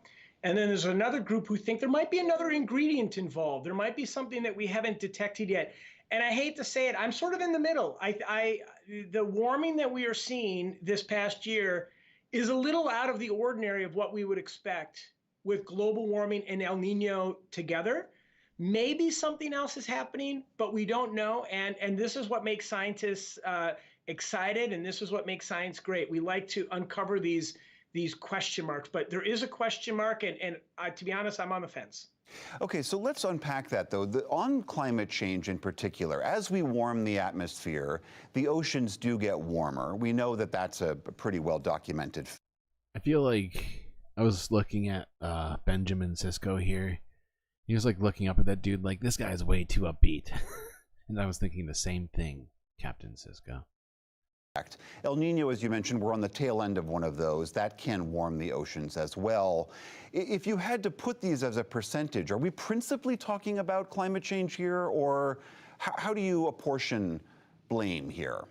Well, if you want me to quantify the effect, and this is just off the cuff, this is a rough estimate based on my intuition, I'd say it's about half global warming, and maybe a third of it is El Nino. And then the remainder, maybe 20% or so, is a question mark. And that 20% could be some extra global warming that we hadn't accounted for, but it could be something else. But the majority of this, and the real reason we're setting records every year, is global warming. But as you pointed out, this year is the scientific term is bonkers year. This is off the charts, and it's more than we would have normally expected, even with an El Nino. So there's a couple of other factors that I have read about being possibly complicit here. This huge volcanic eruption that happened a while ago that spit a ton of moisture up into the atmosphere, which can warm the atmosphere. Solar cycles, also the elimination of a lot of pollution from shipping, which paradoxically, it's wonderful for human health, but it's taking this umbrella off the oceans, which can also warm the oceans. Are those factors that you consider as well? They could be, and some scientists are considering those. I'm not sold. And the reason I'm not sold is we are seeing an incredible amount of heat in specific locations, and in particular in the Atlantic Ocean. And we're seeing other parts of the planet that have lower surface temperatures. So the patterns of warming that we're seeing don't jive with some of the other options that you just mentioned, but they are under consideration by my colleagues. For people who might look at the chart that I showed and say, oh, well, you're just using a very narrow y-axis, and why do we care if there's just a degree or two difference in temperature in something as colossal as the ocean? I mean, why do we care if the oceans are warming globally? You said it. The oceans are colossal. And there's an old idiom, a watched pot never boils. And that's really true. It takes a lot of energy to heat up water. And if that's true for a pot on your stove, think of how true it is for the oceans that cover 70% of our planet. Frankly, the amount of heat that has to go into the oceans to raise their temperature a degree Celsius or even a degree Fahrenheit is astronomical. So a degree warming of the ocean, man, that's a different world, and it's going to affect the weather all over the planet. Tremendous impacts to humans and our society. So, okay. Well, I think you get the point, chat. It is an anomaly, and it is concerning, and it will have impacts. What those impacts will be are unknown. It wasn't even predicted in the climate models, so there's definitely a lot of concerns we should be having. Just gonna throw that out. Throw that out there. Yes. How far am I in right now? Hour 45. Okay. All right. Let's watch this. Now, I'm worried that I might get copyright struck for this, too. The thing is, I love this channel. I'm really hoping they don't. But this is a video from Our Changing Climate. If you're not already, please go subscribe to them. They have a ton of great content. This is from 11 days ago. And this is discussing a future without cars, which I think we all should be considering. Here in the city of the future, easily accessible streetcars pepper main thoroughfares. Very loud in my ears.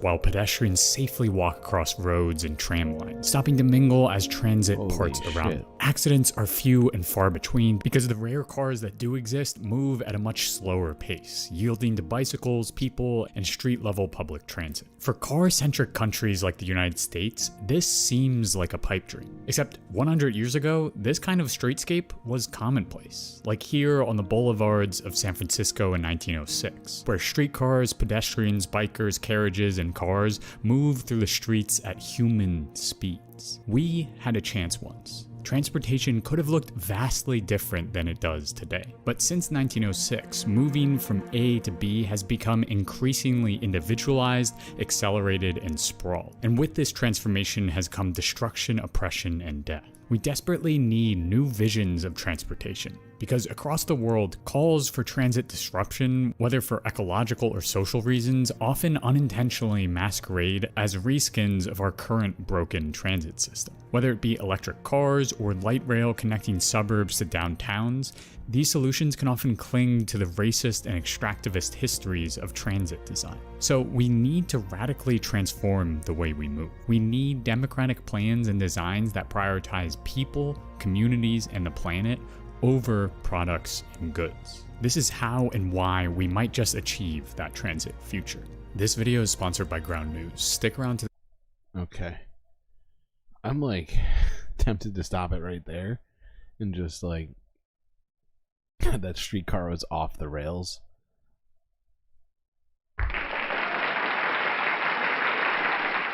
Wow, Bella, that was an impressive pun.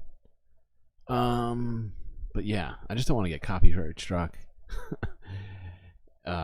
Maybe we should try and watch a little bit more of it. But I do think this is a really important topic, which is why I'm trying to watch this video with you all. Because I think we do have to consider what transportation should look like. And probably doesn't include, 300 million cars on the road in America. Or more. I don't even know exactly how many, but there's a lot.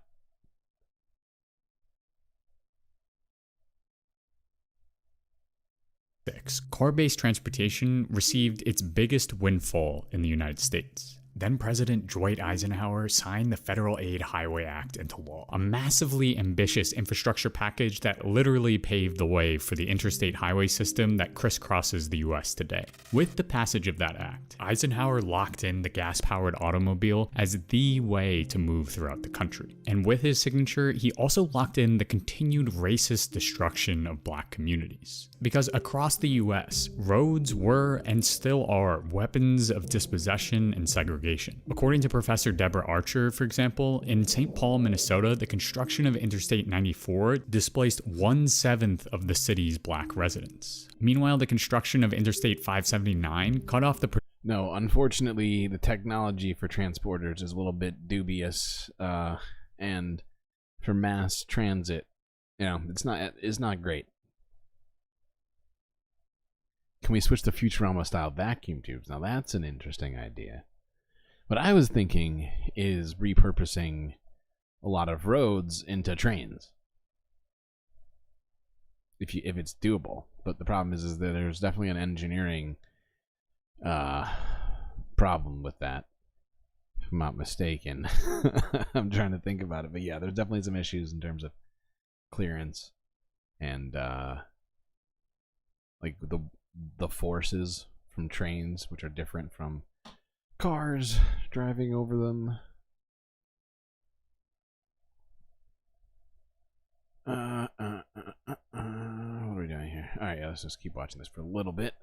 Prominently black neighborhood of Hill District in Pittsburgh from the downtown area and displaced thousands of its black residents. According to Archer, this caused the population to dwindle from approximately 54,000 in 1950 to approximately 9,500 in 2013. So across the US, the construction of the interstate highway system sliced up, dispossessed, and destroyed black communities, often in the service of rich white neighborhoods. When it comes to transportation, especially cars and roads, it's never just about getting from point A to point B.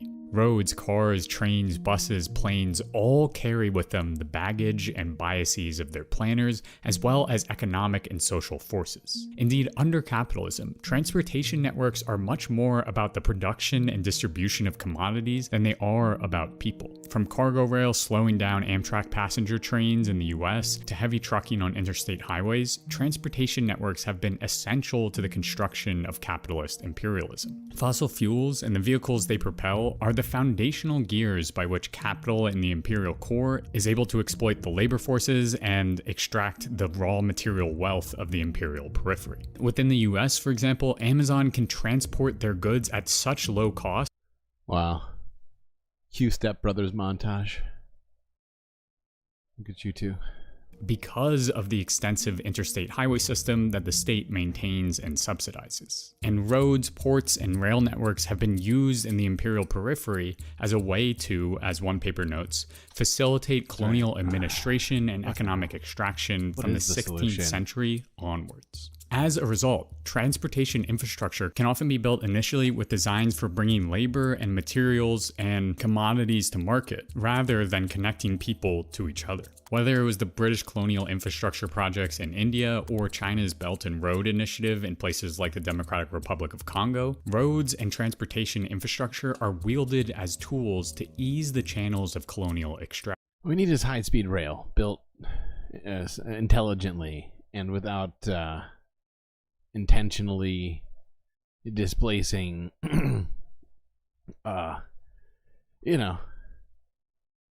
underprivileged communities or just ethnic minorities, and actually make them functional for everybody rather than just some people.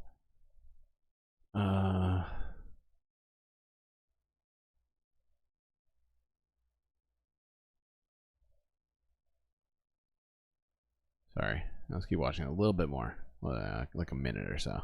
Often of raw materials and labor from the imperial periphery to the core. And when transportation systems do focus on people, it's often about getting people to and from work. In the case of Chicago's train system, for example, all routes act as spokes radiating out from the central business district. If you want to go anywhere outside of Chicago's downtown area, it often involves multiple transfers or going one direction only to double back the way you came. This kind of radial design, present in both highway systems and mass public transit, have led to the stretching of urban space into vast suburbias, facilitating white flight and the bypassing of marginalized communities through overpasses and express lines.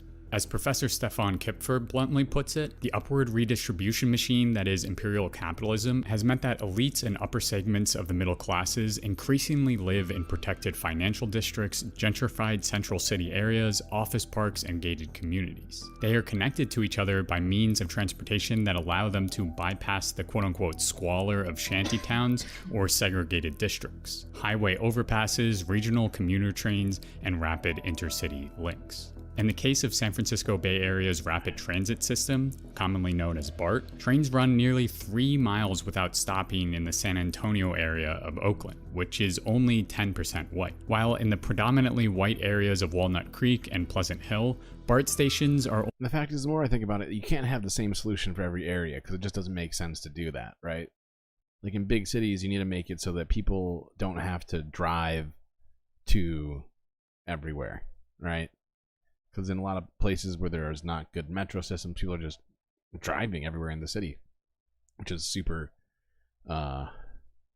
inefficient and make it easier for people to walk places and bike places. Is Morbius going to bed? Oh, all right. Really fidgety. Hey, do what you gotta do, Morbius. It's good to see you.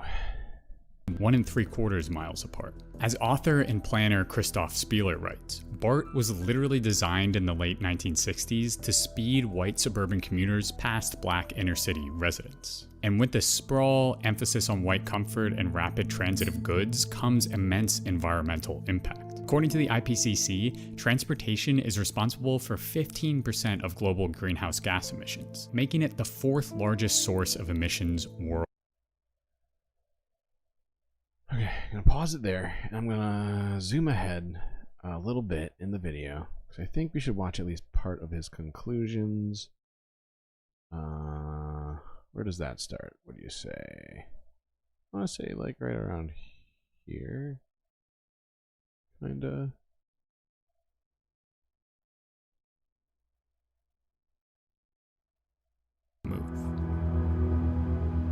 If the future of transportation is to be just, accessible to all, and in harmony with the natural world, it cannot look like this or this. It is literally bulletproof to a 9mm handgun. Instead, it must look like this or this. We already have glimpses into the future of sustainable, accessible, and human-centric transportation systems, like Curitiba's bus rapid transit system or Amsterdam's bike lane network, or even China's extensive high-speed rail infrastructure. But we must go further than just protected bike lanes or tramways on grass. As we've already learned, transportation, even public transit, is never only about getting from A to B. So designs for future transit must be anti-capitalist, anti-racist, anti-ableist, and ecologically sound.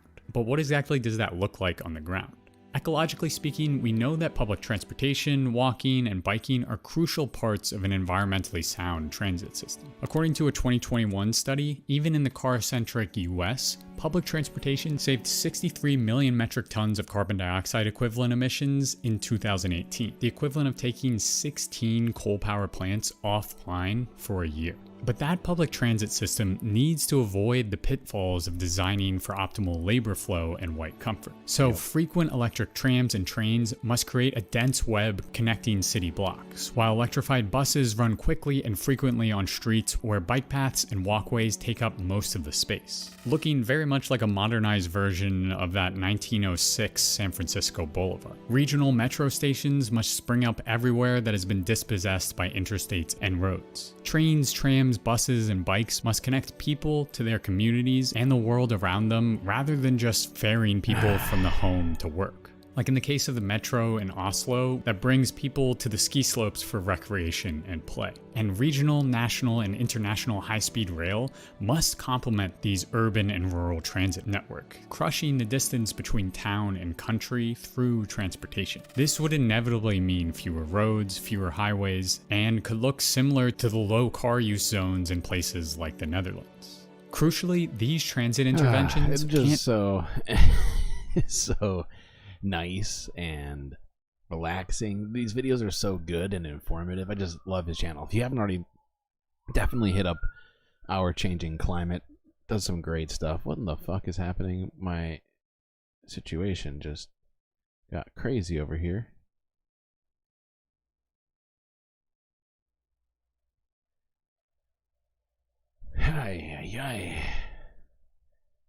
Yeah, it's just like that. That sounds great.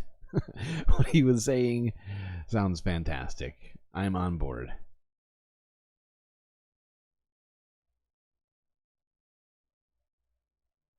Hey, Disco Wolf, good to see you.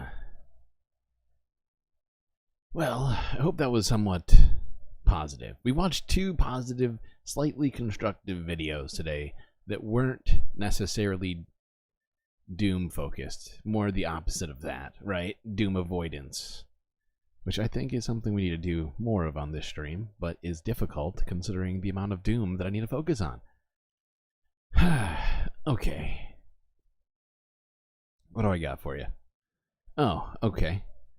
Well, I got a few videos here detailing some more about this volcanic eruption happening in Iceland. The first video is from NBC News.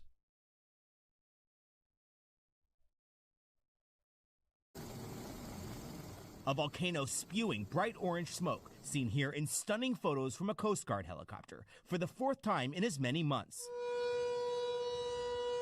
This time threatening Iceland's most famous tourist attraction, the Blue Lagoon hot spring, where bathers had just minutes to flee. We're evacuating. Oh, look at that. Wow. American Melissa Izer's vacation with her husband interrupted mid-meal. As the waitress is bringing my wine, heard the sound go off. And that's when my husband and I looked at each other and they said, okay, evacuation en route. Local media say hundreds in a town near the Blue Lagoon have now fled to safety.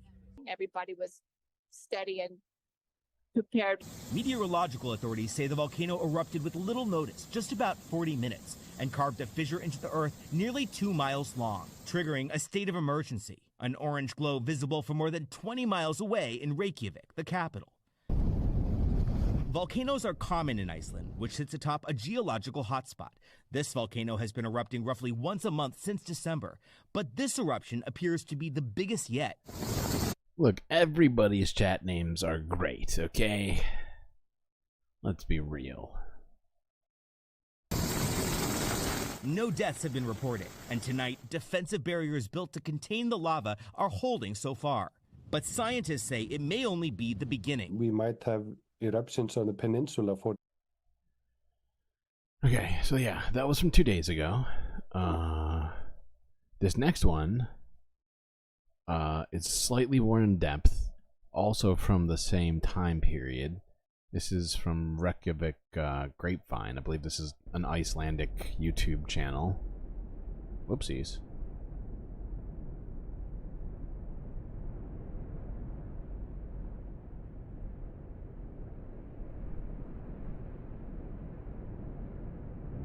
Honestly, I kind of love volcanoes. I don't know what it is. They do really... Trevor, you agree? Okay, yeah. The fact is, they're devastating. This is Catherine Fulton from the Reykjavik Grapevine. They, you know, technically add an incremental amount of CO2 to the atmosphere. So, technically, I feel like we should be more scared of them, but they just sort of entice you in. They're just so pretty. I'm here with Art Bicknick, and we're in the town of Grindavik. It's March 17th, and we're checking in on the latest eruption that began here last night.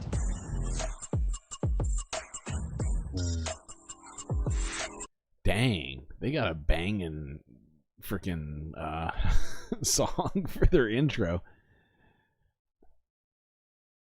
You always forget that Iceland is just one big volcano. Yeah, that's exactly what it is. Or like multiple volcanoes.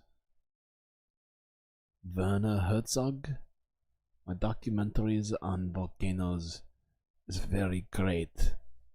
I, being from Austria, have very much to say about volcanoes. Sorry.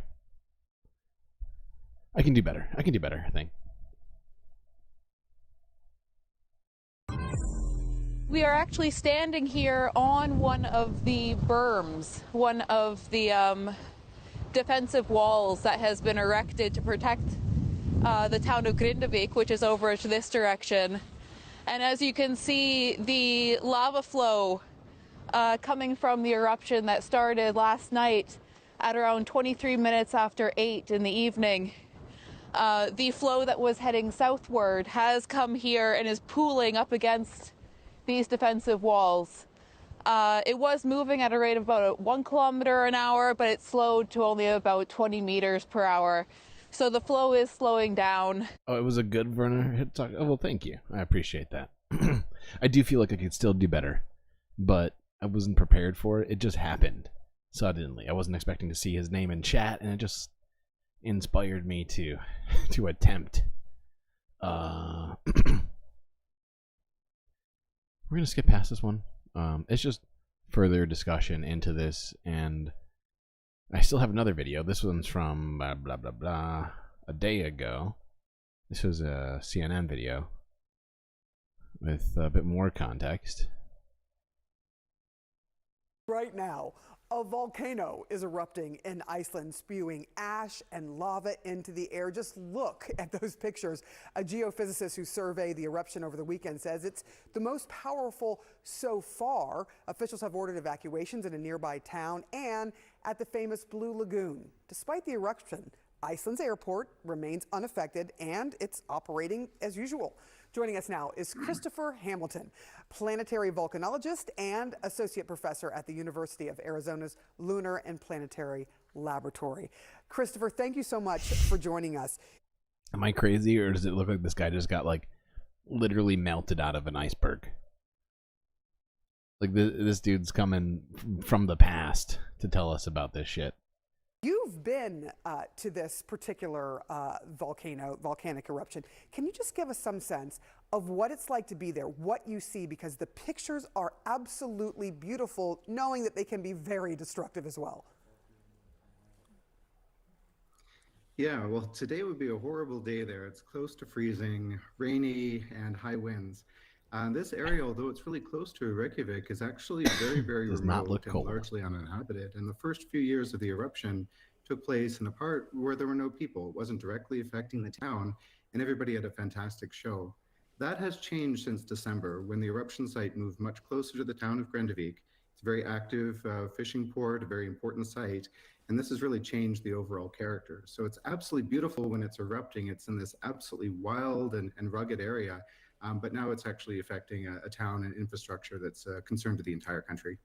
Yeah, there was an emergency called by authorities there. I do want to ask you about whether or not science is getting closer or is in a good place to try to predict when these happen, because I think there have been 3 eruptions the past 4 months. Yeah, the science is actually really getting much better for being able to understand the inflation. So basically the whole area is a part of the Mid-Atlantic Ridge, which is moving on to this peninsula. And the area is almost breathing as magma comes into it. And you can see that from satellites and from GPS. So people have a really good idea of when the ground is swelling. But what's happened is that the area has been so cracked with hundreds of thousands of earthquakes since 2021 that now it's kind of leaky. So before, you can think of a magma chamber as like a pressurized keg. And when you tap it, you get a really high discharge rate in the beginning and then it wanes. But now that keg is really cracked with all these different eruptions. And so the warning time is getting to be much shorter.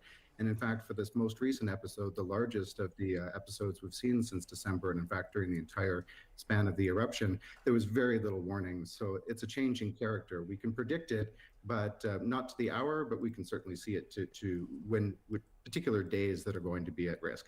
I think you talked about how... trying to remember where he says something that I really want us to hear.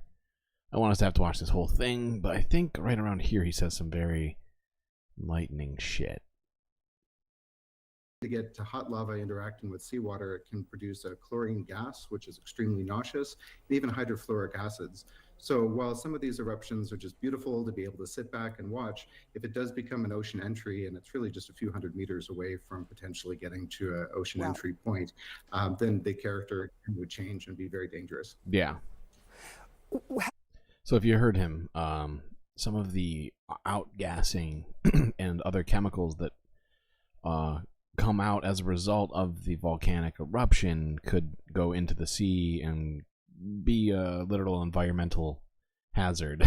And of course, you know, lava sounds environmental hazardy enough, but no. Quickly is the lava moving? Because, you know, everyone watches, sometimes it's extremely slow as it gets closer and closer to civilization. But in this case, the closest town is in danger. How quickly is it moving? Do you have some sense of that? Yeah, so as I mentioned, these magma chambers are a bit like these kegs. And so in the beginning, you're going to get a huge uprush, many kilometers or miles of fissure just all opening in a curtain of fire called a lava fountain. And when that lava is very, very hot, it's very fluid. So it's moving almost like water or oil at those temperatures, a little bit more viscous, but it's very, very fast. Then once it cools and starts to get a skin on it, a little bit of a crust, it will focus into channels and move more slowly. But one way to look at these flows is that as long as you keep the tap going, the flows are going to continue to march forward. It's a little bit like a zombie, slow moving and eventually just continuing to march and march and march. And so as long as the eruption keeps going, the lava keeps going too. So very fast in the beginning and then slowing down with a sort of relentless march. Christopher Hamilton, I have to tell you, we skipped past the part that I also wanted us to hear. Maybe we should have just watched the whole thing. But at some point in there, he says that the volcanoes haven't erupted that many times in the last couple hundred years. But now, based upon what's been happening, they believe it's possible that it will be erupting at the same rate it has been recently, which is like once a month for, I think he said something like hundreds of years, which sounds fucking insane. I feel like we should go back and try and find it. Oh, fuck it. No. If you want to, go watch that video on CNN. But yeah, no, I'm pretty sure that's what he said. I'm almost positive. Which is a scary kind of number to hear. It's actually a perfect place to break. I'm going to take a quick break. We've got to go to now just regular, non-environmental world news. So before that, I'm going to relieve myself among other things, and I'll be right back. So give me about 5 minutes here, chat. But first...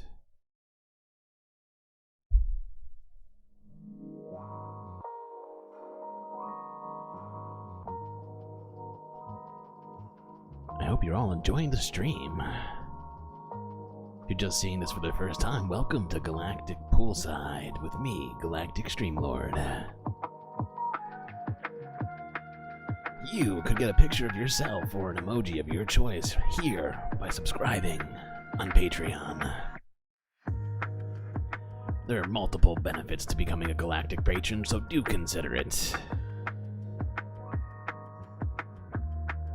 And, we'll just sit here poolside while I take my quick break.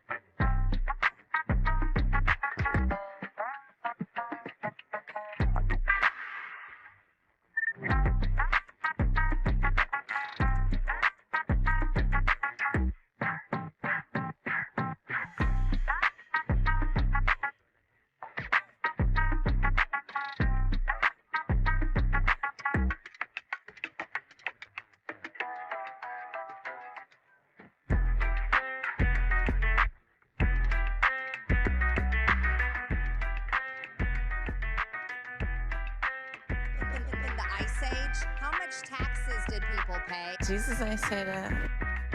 Jesus ain't say that. Jesus ain't say that. I don't want reality.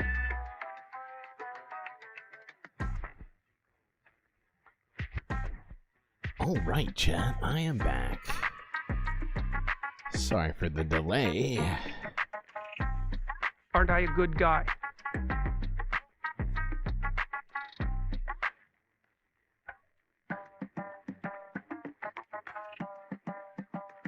Don't be creepy.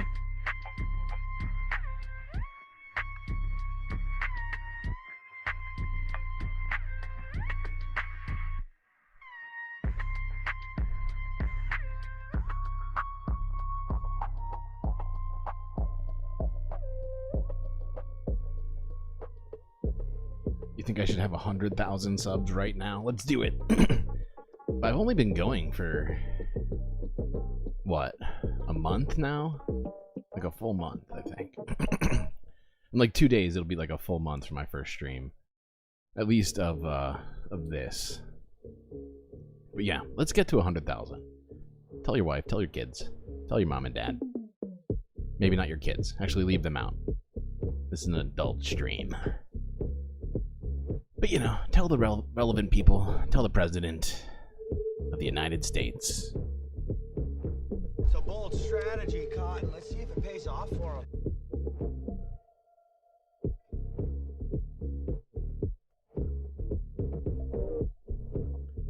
What did I just do? Pause. There seems little the world... Please pause, thank you. Good God. 74 subs though. You know, that's the thing. You should see the graph. It's moved quite significantly, very quickly. So I'm not upset about where we're at. Not at all. Need 500 subs and 3,000 watch hours to get monetized. We're getting there. We are getting there, chat. Okay. Next. Who, what, and where?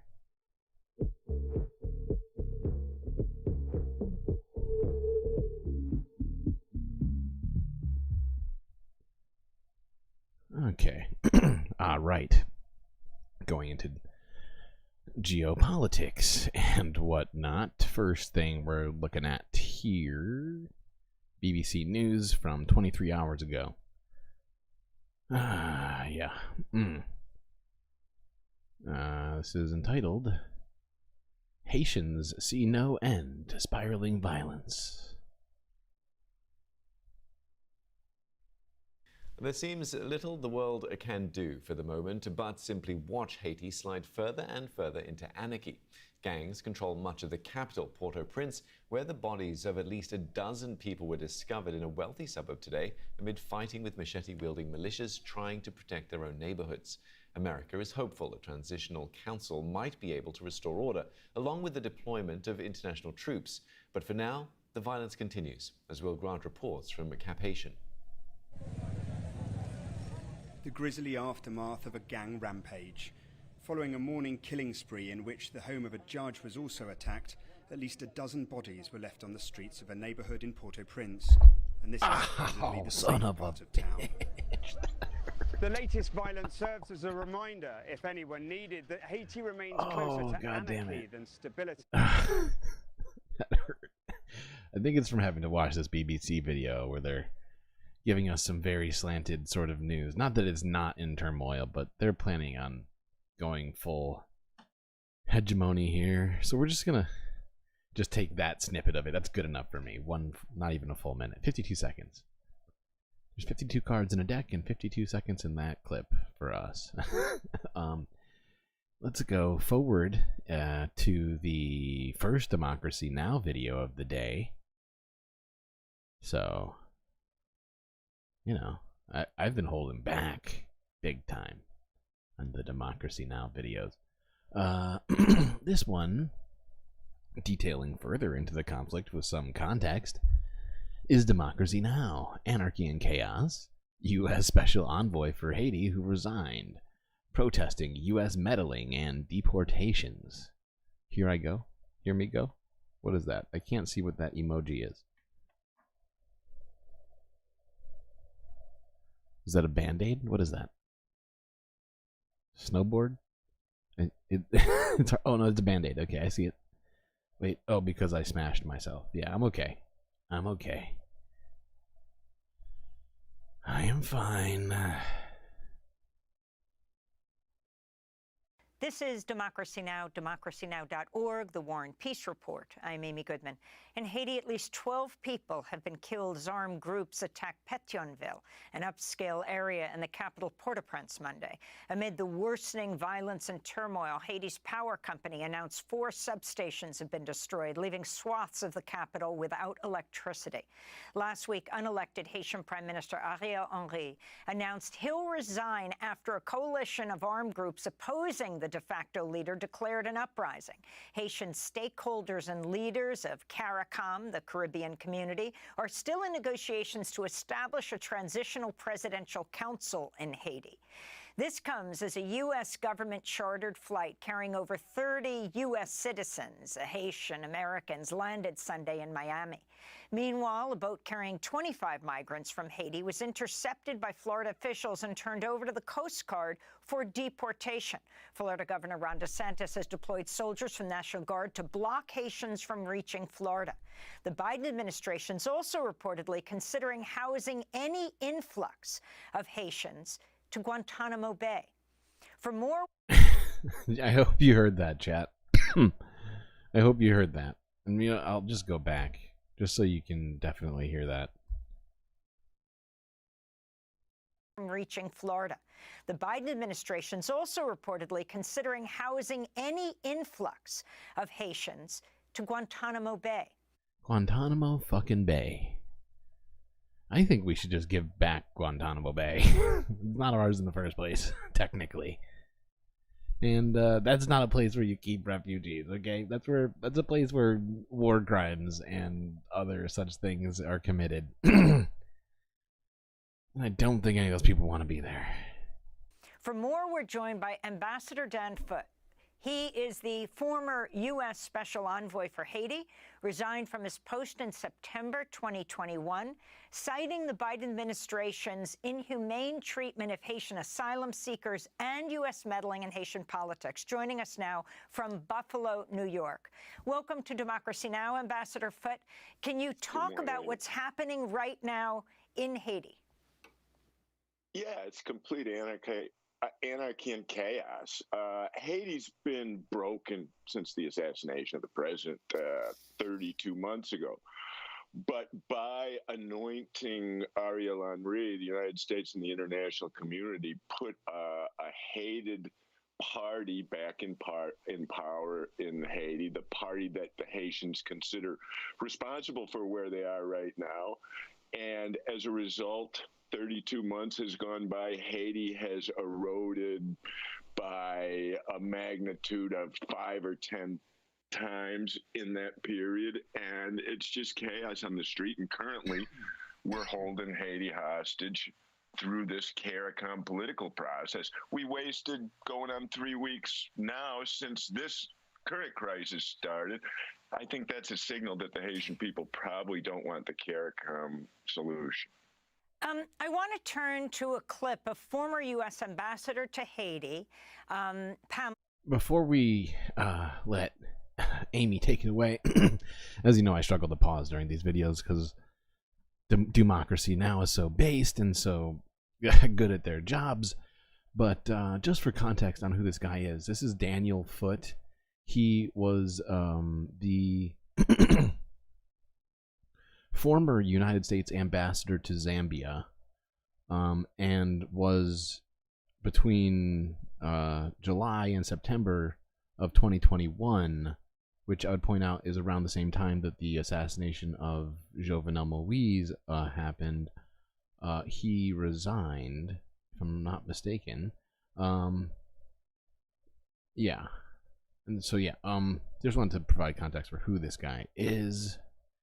Everybody here, continue, please, Amy. White, speaking to Fox News over the weekend. Good to see you, Bob Trees. Good to see you back. Schmegley. I think Schmegley's been here, yeah. So many Space Fam showing up for the stream. Philippe yesterday, and I know that he's sort of put as being one of the bad boys, but in my opinion, he's someone that can help with the situation, and I believe we should be dealing with him. We dealt with the Duvaliers for 20 plus years. We can certainly deal with Guy Philippe. He's charismatic, he's bright, he's articulate, and he has many, many people that are following him, and I think he can be part of the solution. I think that even Barbecue, Jimmy C can be part of the solution. I don't think that 1,000 Kenyan troops for the tune of $237 million are going to turn the situation around in Haiti. And my last really important point is this new 7-person council, transition council. I don't know transition to what, because we're in a total fail state. By the way, I believe she mentioned somebody during this speech, or well, not speech, but this interview. And it is interesting that he's brought up, and they're going to talk about him, but I'm just going to lead up with this. This guy, Guy Philippe. This guy, Guy Philippe. I feel like I'm taking crazy pills. People from China, they love me. I just hit the wrong sound, but whatever. This guy is a former Haitian police officer, politician, and convicted money launderer who led the 2004 Haitian coup d'etat, which was backed by the United States, the United Kingdom, and France, as well as I think one other country, but I can't think of who it is. But this dude is hugely problematic. No, this is not the barbecue guy. His name is Guy Philippe. This is a completely different person. He's completely hated by most Haitians. I'm just going to let them take it away from here because I feel like I'm going to start doing their jobs for them. In Haiti. But in any case, if one of the people that are appointed on that 7-person council are the elite, the names that we have heard, the political elite, the private sector elite, even one, the people that have mansions in the hills of Port-au-Prince, Petronville and above, the people who have mansions in Florida and send their kids to Ivy League schools, those people, if there's even one, it's going to fail. So that's former U.S. Ambassador to Haiti, Pamela White, from 2012 to 2015, speaking to Fox News. This is quite amazing that she's talking about Guy Philippe. Guy Philippe, who was one of the leaders of the coup that overthrew the democratically elected president Jean-Bertrand Aristide, supported by the George W. Bush, supported by the Bush administration.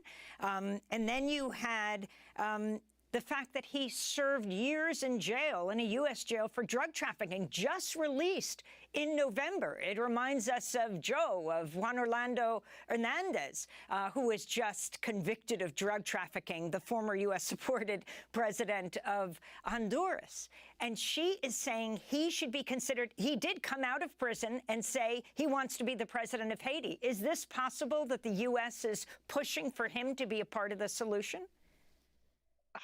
There certainly is some ironic timing going on. I don't think the U.S. is that foolish, but they've made a lot of poor judgment errors in Haiti in the past 3 years, so anything is possible. They just released Guy Philippe a matter of months ago after he completed a 7-year stint in federal prison for money laundering. They couldn't get him on drug trafficking, or he would have done 30 years.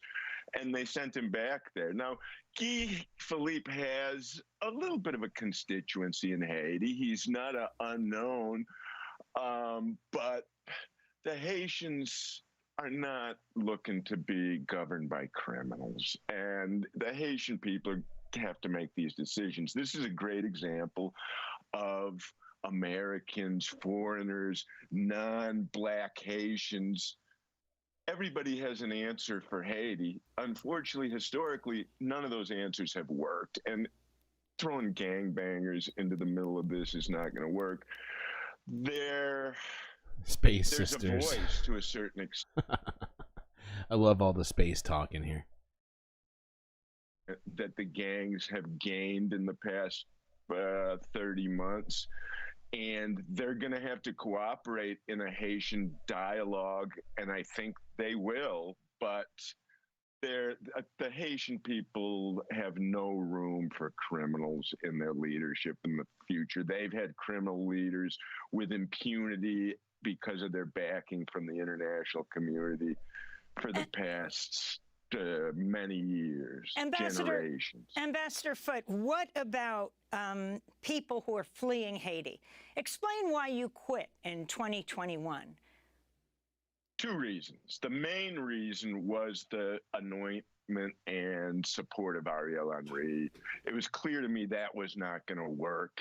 And at the time the U.S. was propping him up, there was a parallel discussion going on in Haiti, civil society and opposition political parties looking to come together with a consensus political agreement. And that was, in my opinion, and still is, the way forward for Haiti. Then you had the terrible situation in Del Rio, Texas, where you had CBP guys whipping Haitian refugees up there. And that was disgusting. The straw that broke the camel's back for my resignation.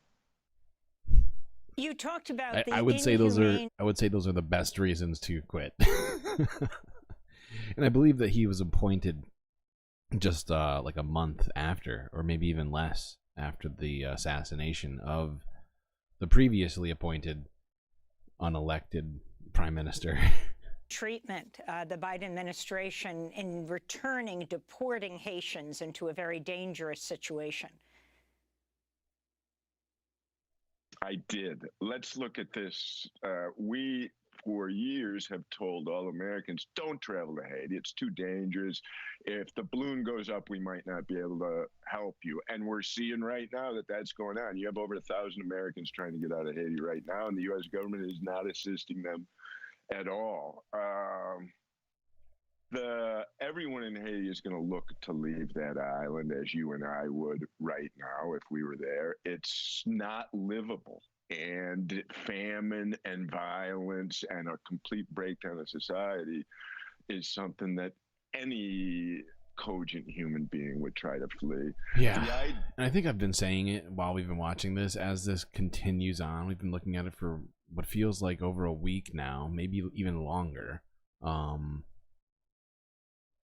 That they need some sort of semblance of government soon, but it can't be put in place by America or Canada or whomever else, and it can't be run by criminals and corrupt people who are going to take advantage of the Haitian people.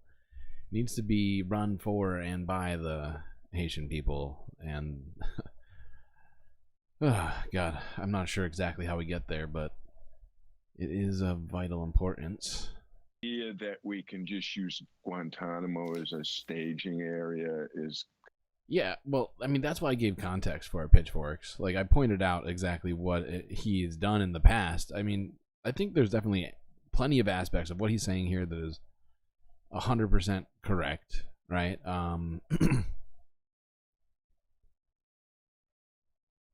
But there's certainly reasons to doubt things he's saying because of that fact, because he, was a former ambassador, at least, may have vested interests in things that we don't know about.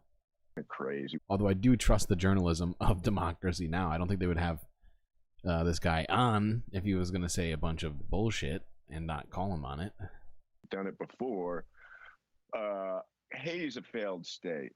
It can't support the people that live there right now. We have taken all of our people and gotten them out.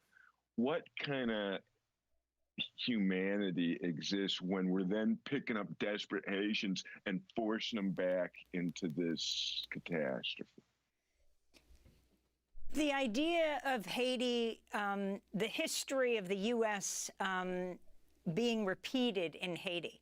The U.S. put Haitians with HIV at Guantanamo until the outcry was so great and lawsuits they were dealing with was too much, and that ended. But the idea of putting them back into this prison camp, if you can talk about what it means that this is an election year for President Biden, and Haitians fleeing the violence of Haiti, going to Florida is also a repeat of history. U.S. involvement leading to Haitian refugees. Oh my God, yes, and right. Democrats are afraid of Florida flipping.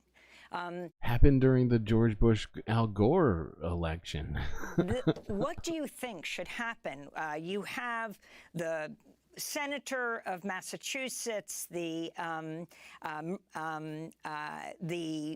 Congress member from Massachusetts as well, Ayanna Pressley, demanding that Haitians not be deported as late as last week. And yet we see returns, for example, forcing the return of Haitian migrants at sea. So, first of all, let me touch on this. Haitians right now are kind of beside themselves. They're like, the U.S. kind of used to be our friend and our partner.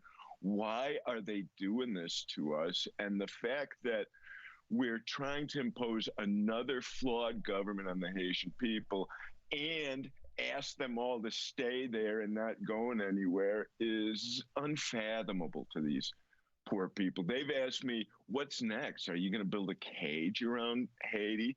So let's turn to immigration. The Biden administration in 21, after the assassination, treated Haiti not as hemispheric and global leaders, but as somebody just trying to sweep something under the rug for domestic politics and hoping that it wouldn't blow up. And exactly now what their worst happened. nightmare has occurred here a few months before the elections. And as Haitians and I have been predicted the whole time, it has now completely come unspooled. God, okay. I think that's all we need. We want almost all of that. Just because I do feel like we deserve to get real context in all of this. I think that the Haitians deserve us to pay at least some attention to this every day that they are going through near famine conditions. They haven't quite reached it, but I hate even playing that game of like, oh, they're like a couple of days away or they're like a week away. It's like, you know, let's just make sure people don't starve, huh? Okay, staying in the southern part of the Western hemisphere. Let's move on to this quick video from Associated Press from 6 hours ago, entitled "Former Brazilian President Jair Bolsonaro Indicted Over Alleged Falsification of Vaccination Status." Ooh, who could have seen that one coming? There's no point in you betraying your future self to gratify your present self. It's a stupid game. Brazil's former president, Jair Bolsonaro, has been formally accused of falsifying his vaccination data, marking the first indictment for the embattled far-right leader. Federal police accuse Bolsonaro and his aides of tampering with a public health database to make it appear as though they and others had received the COVID vaccine. During the pandemic, Bolsonaro was among few leaders who railed against the vaccine, and he encouraged Brazilians to follow his example. Fui acometido de Covid e tomei hidroxicloroquina. It is now up to the Prosecutor General's office to decide whether to file charges, and a conviction could lead to up to 12 years in prison. Bolsonaro's lawyer called the indictment absurd, political persecution, and said that the former president had exemptions that allowed him to travel abroad without a vaccine certification. Oh, he had exemptions. Police accused Bolsonaro and his aides of tampering with the database after he lost his re-election bid and before. Yeah, that sound shot was Jordan Peterson. I've got a bunch of different sound shots in here. So many of them. It's out of control. Before traveling to the U.S. in December 2022. Days later, his supporters staged an uprising in Brazil's capital that resembled the riot in Washington 2 years earlier. Like, some of the sound shots I've done live on stream. Some of them I've done in my own free time. Bolsonaro.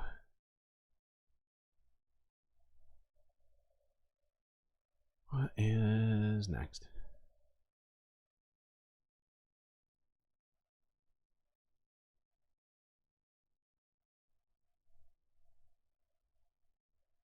Okay.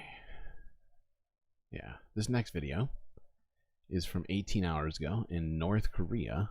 This is from Reuters.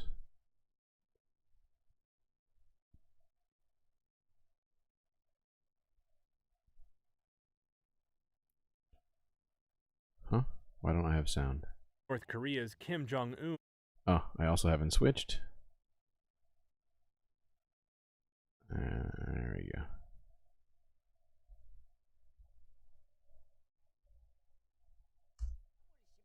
North Korea's Kim Jong-un oversaw artillery drills involving what state media called super large rocket launchers in the country's west. That's according to state news agency KCNA on Tuesday. The drills came after a 2-month pause in missile tests from the north ended on Monday. That's also when South Korea and Japan reported Pyongyang fired short-range ballistic missiles into the sea. And it was the same day U.S. Secretary of State Anthony Blinken visited Seoul for a conference on advancing democracy. I'm sure that was just a coincidence. The timing was intentional. However, state media said that Kim himself oversaw the Monday drills to assess the, quote, real war capabilities of 600mm multiple rocket launchers to boost operator morale and readiness. State media said the drills involved simulating They're just having fun. They're just goofing off, shooting missiles for morale. Air explosion of the rocket launcher shell, showcasing the unit's high mobility and accurate and strong striking power in a sudden combat mission. And state news agency KCNA said that drew praise from Kim. The South's defense minister on Monday warned that if North Korea launches a significant number of conventional missiles at the South, it would be considered an act of war and lead to strong retaliatory measures.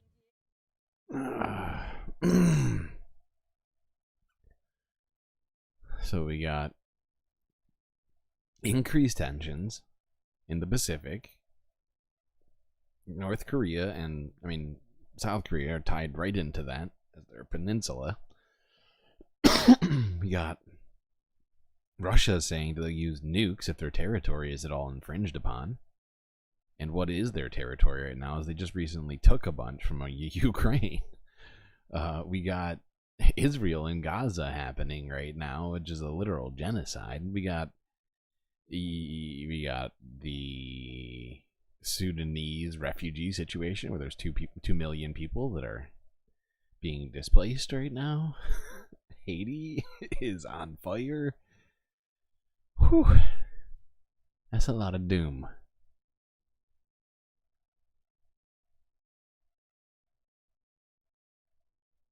All right. What's next? Okay, we're not going to watch this whole thing. I'm just going to watch pieces of this. This is another... Oh, shit. Am I going to get... When did I get copyright struck earlier? Was it after OCC? I think it was after Jerry Rig Everything. I don't even know. I think it was that.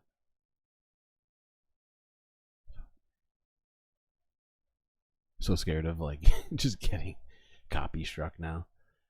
Fuck it. Let's do it. We're not going to watch the whole thing. This is from 7 days ago. This came out from Vice News. It's entitled, Taiwan's Chips Could Be Preventing War with China.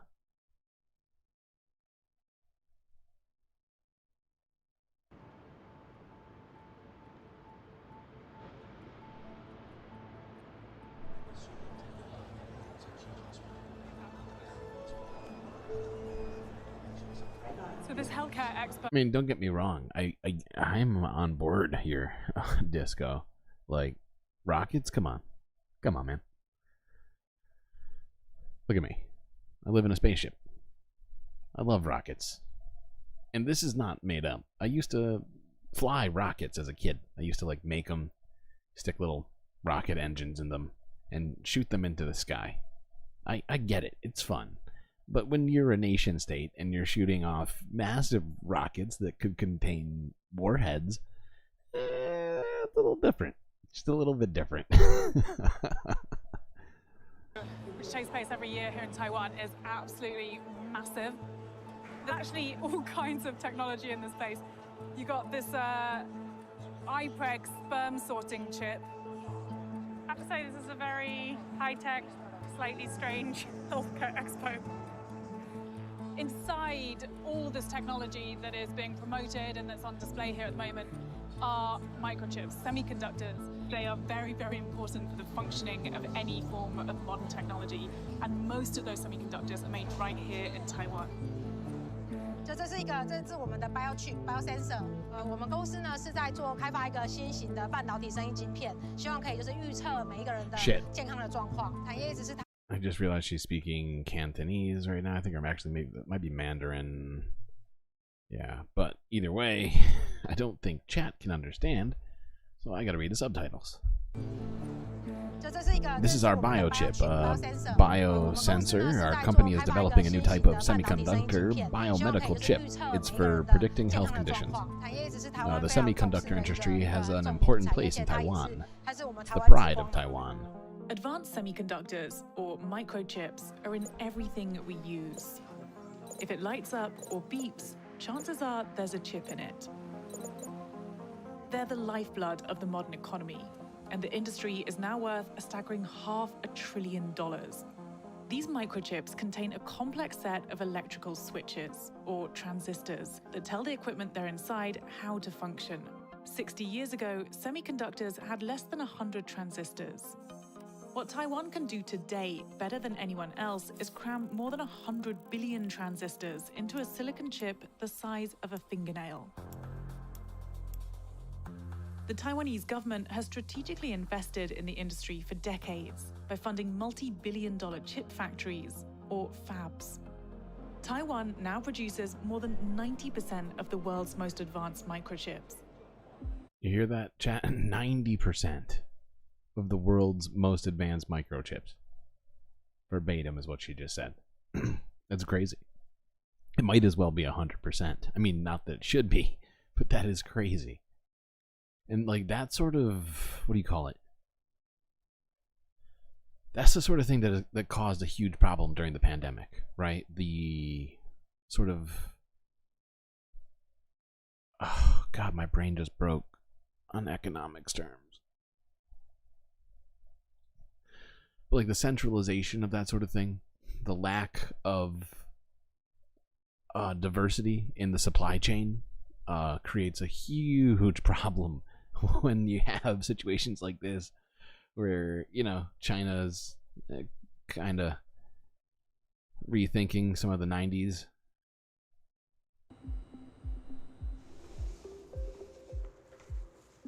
We were able to see one part of that production process in a factory where silicon wafers are painstakingly cleaned and prepared.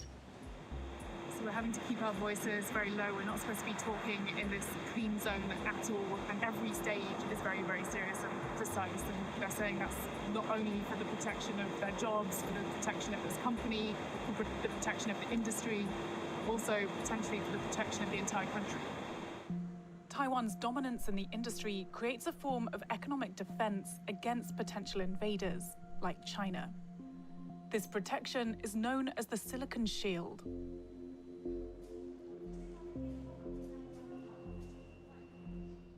So this is our showroom. Taiwan deliberately built this silicon shield. During the 1970s and 80s, the Taiwanese government began bringing back engineers who'd been working in Silicon Valley in the US, including Min Woo, founder and CEO of Macronix, who provide microchips to Sony and Nintendo. When I started, this is the most important part of my company. I recognize these. Nintendo, I used to have one this of these guys. Yeah. You're responsible It's a very for my nostalgic wall right there. childhood. Is that right? How many semiconductors do you make a year? That's using the last 2 years, I can say is we are shipping about 30 billion units. Holy fuck. Where is it that you're selling them to? So most of the product may be shipped to China. China remains the manufacturing capital of the world, and that makes the Chinese the biggest customers of Taiwan's chips. What would it mean to the world if this industry shut down, if there was a disruption to this supply chain? I would say is the economy is heavily dependent on semiconductor today. If we have the disruption of the supplying, of course, nobody can figure out what's going to happen. In my opinion, the whole world will be in deep shape.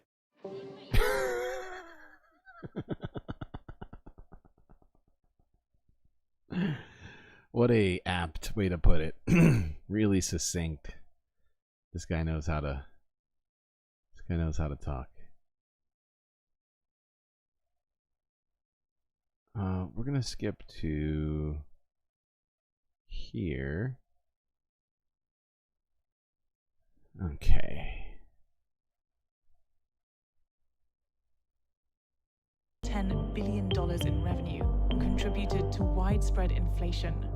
The US is now trying to take control of the chip game. Both the Trump and the Biden administrations put massive trade restrictions on China, blocking them from access to essential equipment needed to make advanced chips. President Biden signed the Bipartisan Chips and Science Act, which allocates $50 billion to semiconductor manufacturing and research. The bill was sponsored by Senator Mark Warner. The US is pouring billions. No, I don't think you're advocating for war. At least me, Disco. I don't know about chat. I'm not seeing what you're talking about. I am not suggesting that at all. I just thought it was a funny anecdote to bring into the situation. Because, like, I get it. But, like, why do we need to shoot off, like, actual missiles for fun? You know? Like, they could just, a couple of toy rockets, you know, the soldiers will have a little fun with that, too. Come on. Can't tell me it's not fun. Billions of dollars into the semiconductor industry here. Don't you think that by pushing to build chips here and to kind of deglobalize the semiconductor supply chain, that you're making Taiwan less safe and that you're opening it up for invasion? And I think it would be, frankly, security-wise, economic-wise, completely irresponsible if the United States didn't have a secure supply chain for semiconductor chips. But is it realistic that, you know, America does catch up and is able to make enough chips that it needs for itself? Absolutely. If you simply look at the announcements of the Taiwanese company TSMC, the Korean company Samsung, companies like Intel, Micron, the announcements since the chip bill has become law of the land in America, there have been announcements totaling more than $100 billion in investments in this country on supply chain for chips. Those investments started rolling in shortly after Biden signed the CHIPS Act. This included Taiwan Semiconductor Manufacturing Company, or TSMC, the world's biggest chip provider, which announced it would be opening a factory in Arizona. American manufacturing is back, folks. American manufacturing is back. Kinda. I mean, it is a Taiwanese company, after all. I don't see why they didn't just get Intel or AMD to start working on this. You know? Granted, Bella has a great point. They are the only provider of extreme ultraviolet lithography, photolithography machines that are required to manufacture the most advanced chips. So, it's a great point. But it does seem like, you know, it's one of those it's slightly adversarial, I do feel.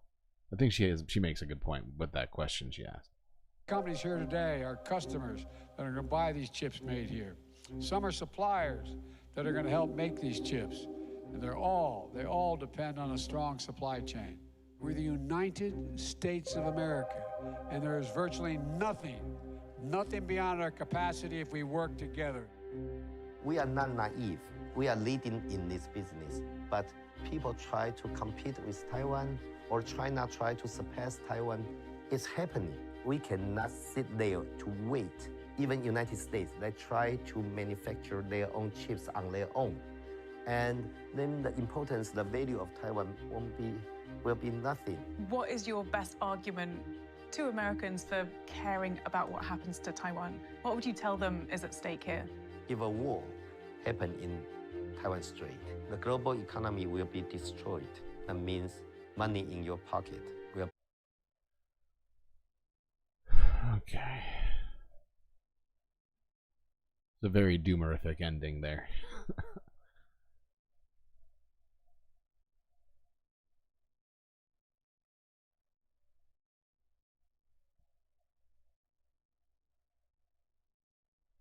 All right, moving from that.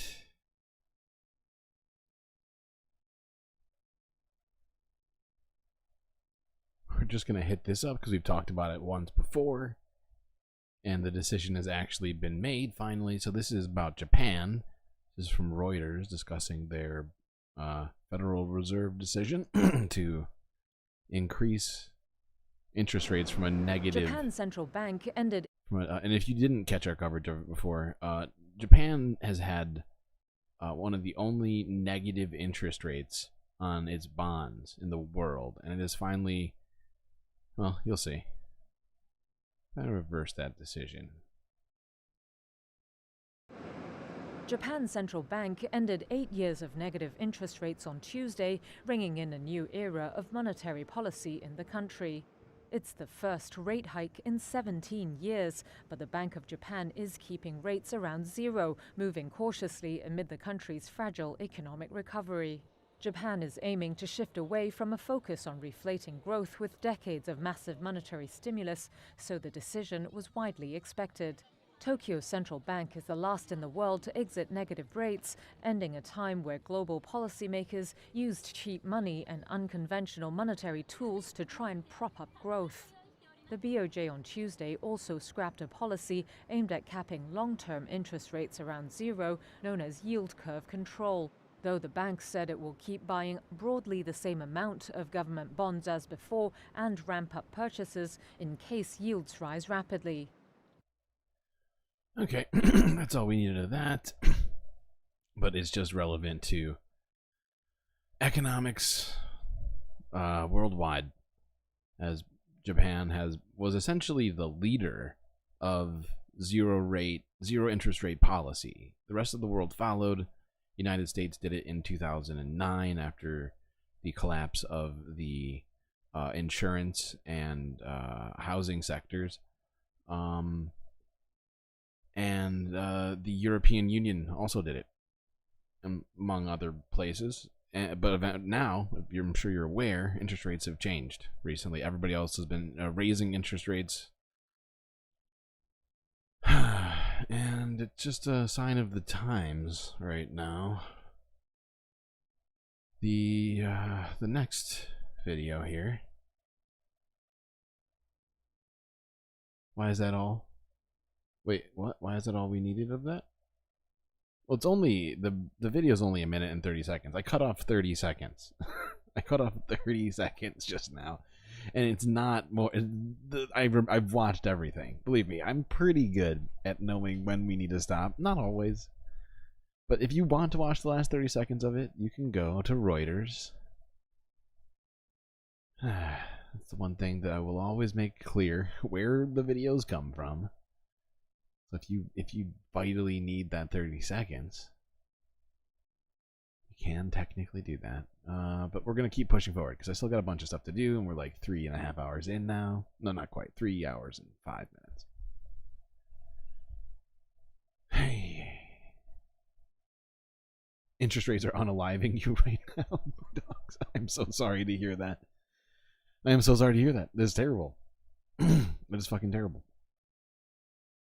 And the thing is, it's not the only thing to quell inflation, but it's the only thing that central banks are capable of fucking doing. Because all they do is control the fucking money supply, and they think that they are the ones who need to take control of it, when there's other things we could do to curb inflation. Like, I don't know, taxing the billionaires on their assets and, you know, capital gains, other sorts of things like that, in a more equitable sort of way, without a cap. And it's just me starting off.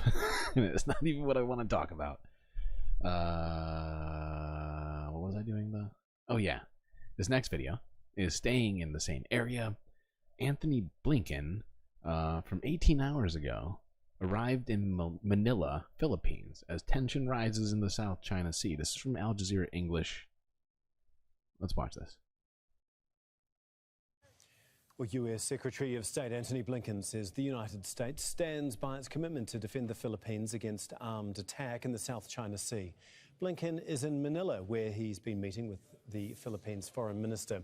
Tension has been rising with China over disputed waters in the South China Sea. These waterways are critical to the Philippines, to its security, to its economy, but they're also critical to the interests of the region, the United States, and the world.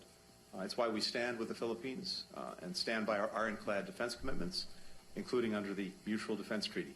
Article 4 extends to arm attacks on the Filipino Armed Forces, public vessels, aircraft, including those of its Coast Guard, anywhere in the South China Sea. Okay, well, Barnaby Lowe is live for us in Manila, and we heard a little bit there about what Blinken had to say, but did he also go into a little bit more how the United States will defend the Philippines from China's increasing aggression in the South China Sea? Well, Tom, both U.S. Secretary of State Antony Blinken and Philippine Foreign Affairs Secretary Enrique Manalo made clear that only unarmed attack by China or any third country in the South China Sea or elsewhere would trigger the Mutual Defense Treaty between the United States and the Philippines, wherein the United States could come to the rescue and act militarily on behalf of the Philippines. But that's not what's happening in the South China Sea right now. Analysts say that what China has been deploying are what's known as gray zone tactics. For example, military-grade laser, the use of water cannon. And so short of activating the Mutual Defense Treaty, Secretary Blinken said that the United States has been helping the Philippines shore up its defense capabilities. And in fact, the Philippines is the biggest recipient of military assistance by the United States in the Indo-Pacific region, amounting to about $1.14 billion worth of warplanes, for example, and military equipment from 2015 to 2022. And there's more to come in the form of drones and air and coastal defense systems in the future. Now, Secretary Blinken also said that the U.S. has consistently condemned what it views as harassment by the Chinese Coast Guard of Philippine Coast Guard vessels in the South China. So if you're not picking up what this guy is saying, or what Anthony Blinken was saying, any actual military attack on Philippines naval forces or otherwise would be considered essentially an act of war that the United States would be obligated by its treaty to act militarily. However, China knows this essentially, as it's seen the treaty, and they are choosing to do everything up to the line of actually attacking militarily and just being annoying as fuck. All right, let's see. China. This next one is from a day ago. This is the United Nations briefing. This is France speaking on the Middle East.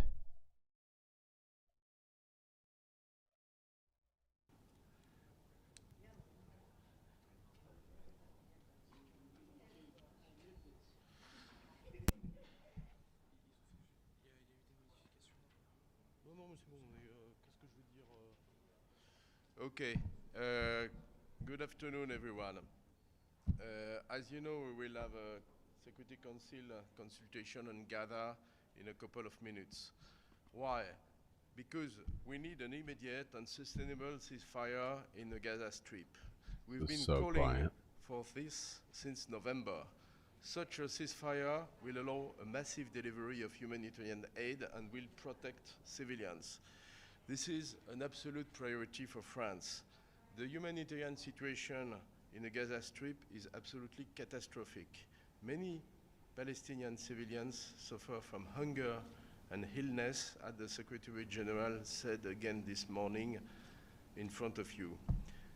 This is not a natural disaster we are talking about. This is a war, and it should stop now. The Security Council cannot continue to procrastinate. We should take action right now. The other priority, of course, is the immediate and unconditional release of all the hostages detained by Hamas and other terrorist groups.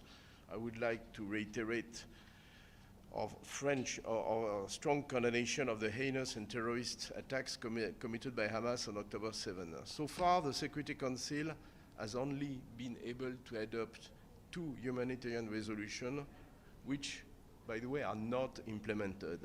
These councils need to do more, to do it now, and take up its responsibility. It cannot wait any longer.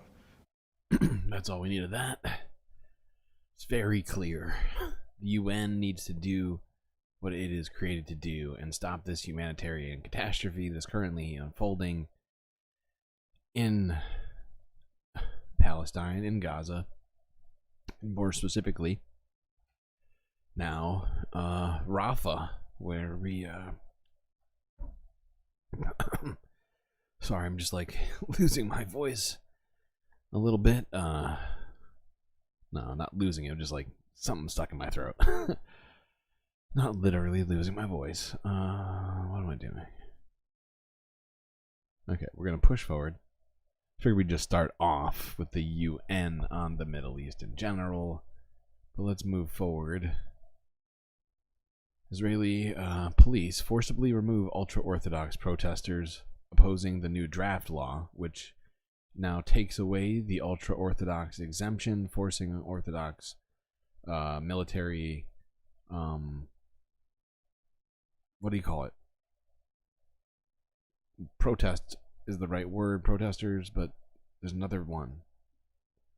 Objectors, military objectors. If you have to go to bed, no big deal. Disco, I think, is who said that it's late. It's good seeing you.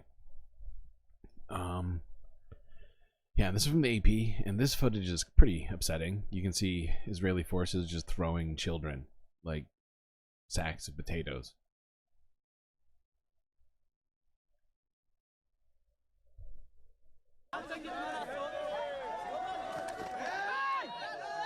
Jesus Christ, right on that kid's head.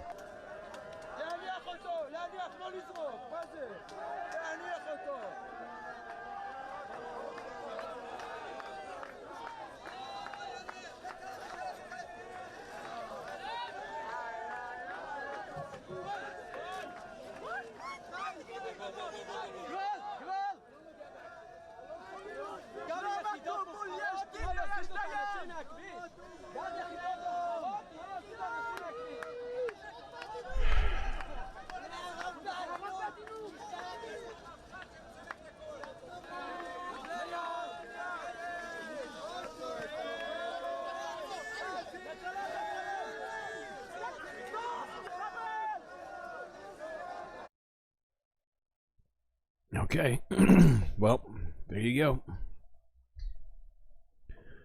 Brutal tactics being used against peaceful protesters objecting being in military, obligatory military service.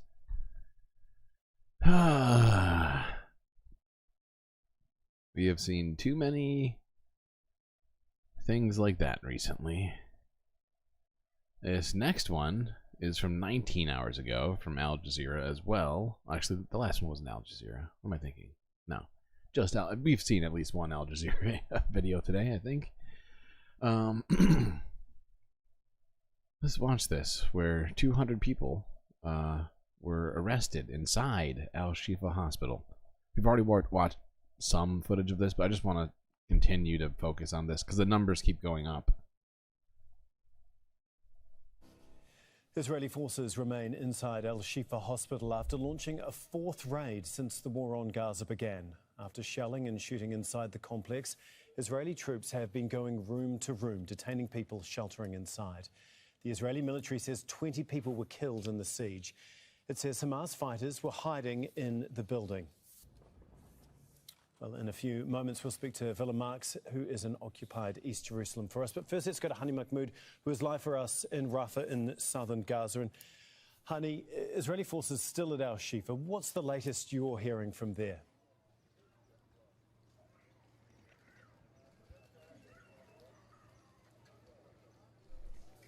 Yes, Tom. Well, let's start with the fact that the Israeli military withdrew from the inside the Ashifa complex in what seemed to be a tactical withdrawal, and one more time stormed the hospital at later hours. And right now, what it's doing on the ground is bulldozing the courtyard of the hospital, the front yard, the backyard of the hospital, and conducting an aggressive search, building to building, room to room, and also warehouse inside Shifa Hospital, and been doing so, causing a great deal of damage to the property, and already overwhelmed and damaged the property from the time. I'm just gonna read this.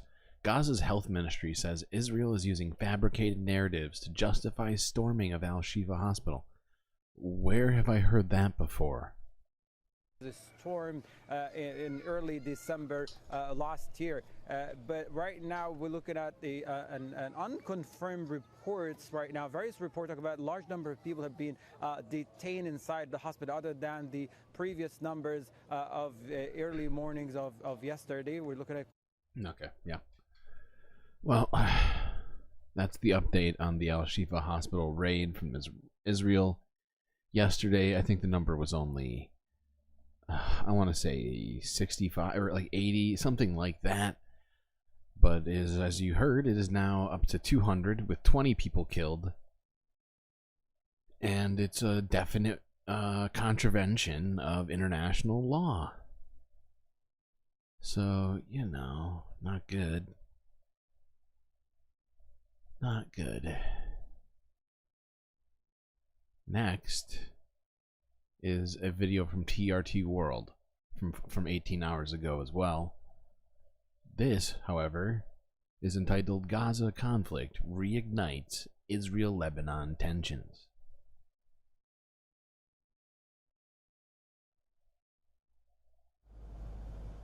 The UNIFIL headquarters in South Lebanon sits just north of the Blue Line, the 2000 demarcation between Oh God, you're killing me. The volume. Lebanon and Israel. Calling it a border would be too optimistic.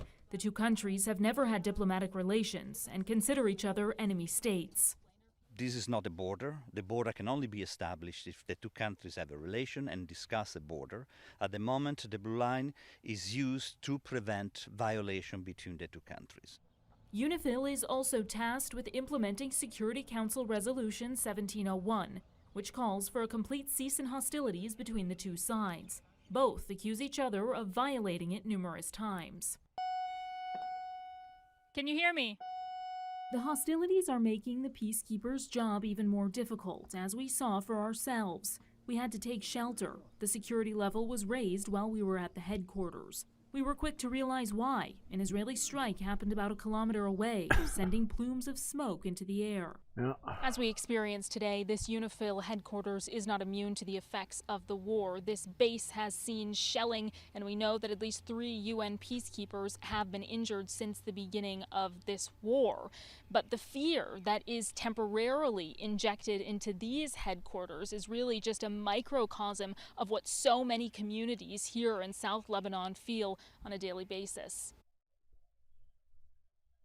Okay, well, hope that was somewhat illuminating. I'm sure many of you are already perfectly aware of that situation to some degree, but I feel like it's critical for us to keep track of what's happening, that it's not even in Gaza, but is also being done by the IDF. I'm trying to prevent it. I'm trying to get us to look at it so we can figure out a solution to this, Disco. That is not my intention. Although there's days where I'm like, holy fuck, World War III, you know, it's gonna happen. That's what I'm trying to avoid thinking every single day, it feels like. Well, let's not be. Let's not be, though, right? Let's not be that. What am I doing? It's not my fault that there's so much shit going on. You know what I'm saying? It is not my fault. I am just looking at what's happening and assessing it with, I think, a reasonable take on most of it. Oh, God. What's next? You're not crazy.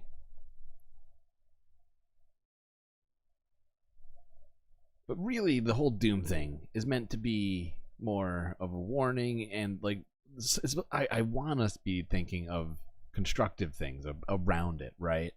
Which is why I've interjected different sort of constructive things throughout the stream. I've been trying to get better at doing that because that is my intention, right? And it's not to be like, oh, the world is already over, there's nothing we can do. Fuck that, okay? I'm gonna be streaming until the end here at the Galactic News Network, so let's hope that that doesn't even come. Anyways, this is from the same time, from Reuters. Getting back to my job.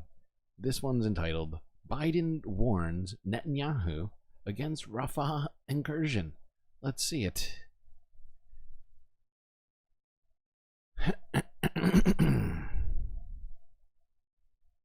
Where'd my mouse go? There it is.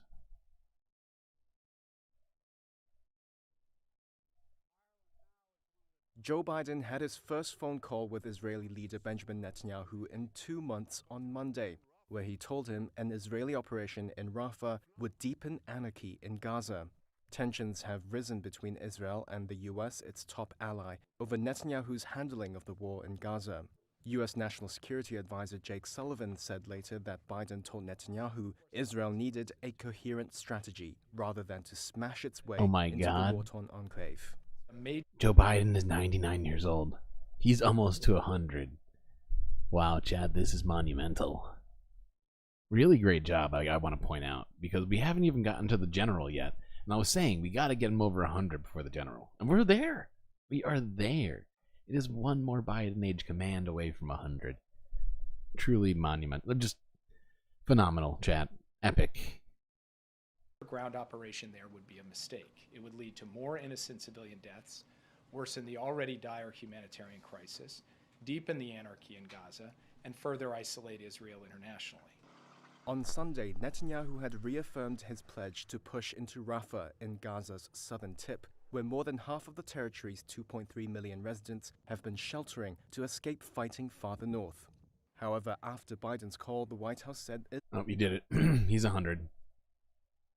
Where is it? Phenomenal job. Israel agreed to send teams to Washington to discuss the way forward and would not proceed with a Rafah operation before the talks happened this week or the next. Meanwhile, Israel claims it killed 20 militants in a deadly clash at Al-Shifa hospital in Gaza City early Monday. In video from Israeli forces, Israeli soldiers could be seen firing their weapons and moving into the compound. I don't see anybody firing at them. Gunshots and explosions were heard in eyewitness footage of the raid, which Israel says also resulted in the death of a top Hamas operative. Israel says more than 200 terrorist suspects were apprehended in Al-Shifa. Gaza's Hamas-run health ministry said the Israeli raid led to multiple casualties and set off a fire in one of the buildings. Fighting in Gaza continues to take a toll on civilians, cutting off food supplies for thousands. A UN-backed monitor, the Integrated Food Security Phase Classification, or IPC, said Monday around half of Gaza's population, or 1.1 million people, were facing catastrophic shortages of food. Where is it? That's how I'm feeling right now, chat. My brain. Every time that I look into the abyss. Sorry. I couldn't help myself. I added that today. And honestly, I'm a big fan of having that in there now. I've been wanting it. I think I've said it multiple times. And today I was like, no, I will not go another stream without it. Is it infuriating considering that we're paying for it, Disco, as Americans? Yeah. It infuriates me too. Makes my brain do weird stuff.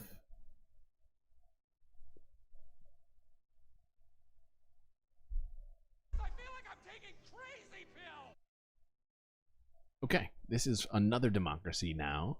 Video. I think it's only the second one of the day. It's from 12 hours ago. It's entitled, Israel's Ultimate Goal is Ethnic Cleansing. Dr. Mustafa Barghouti on growing famine and Al-Shifa attack.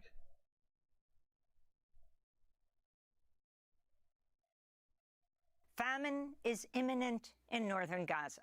That's according to a UN-backed report published Monday. The latest findings say virtually everyone in Gaza is struggling to get enough food, and that nearly a third of the population of 2.3 million people are experiencing the highest levels of catastrophic hunger.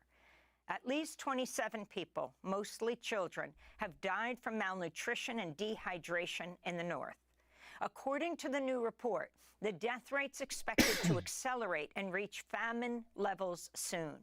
The World Health Organization said in a statement, quote, "The IPC report confirms that we, our UN partners and NGOs, have been witnessing and reporting for months. When our missions reach hospitals, we meet exhausted and hungry health workers who ask us for food and water.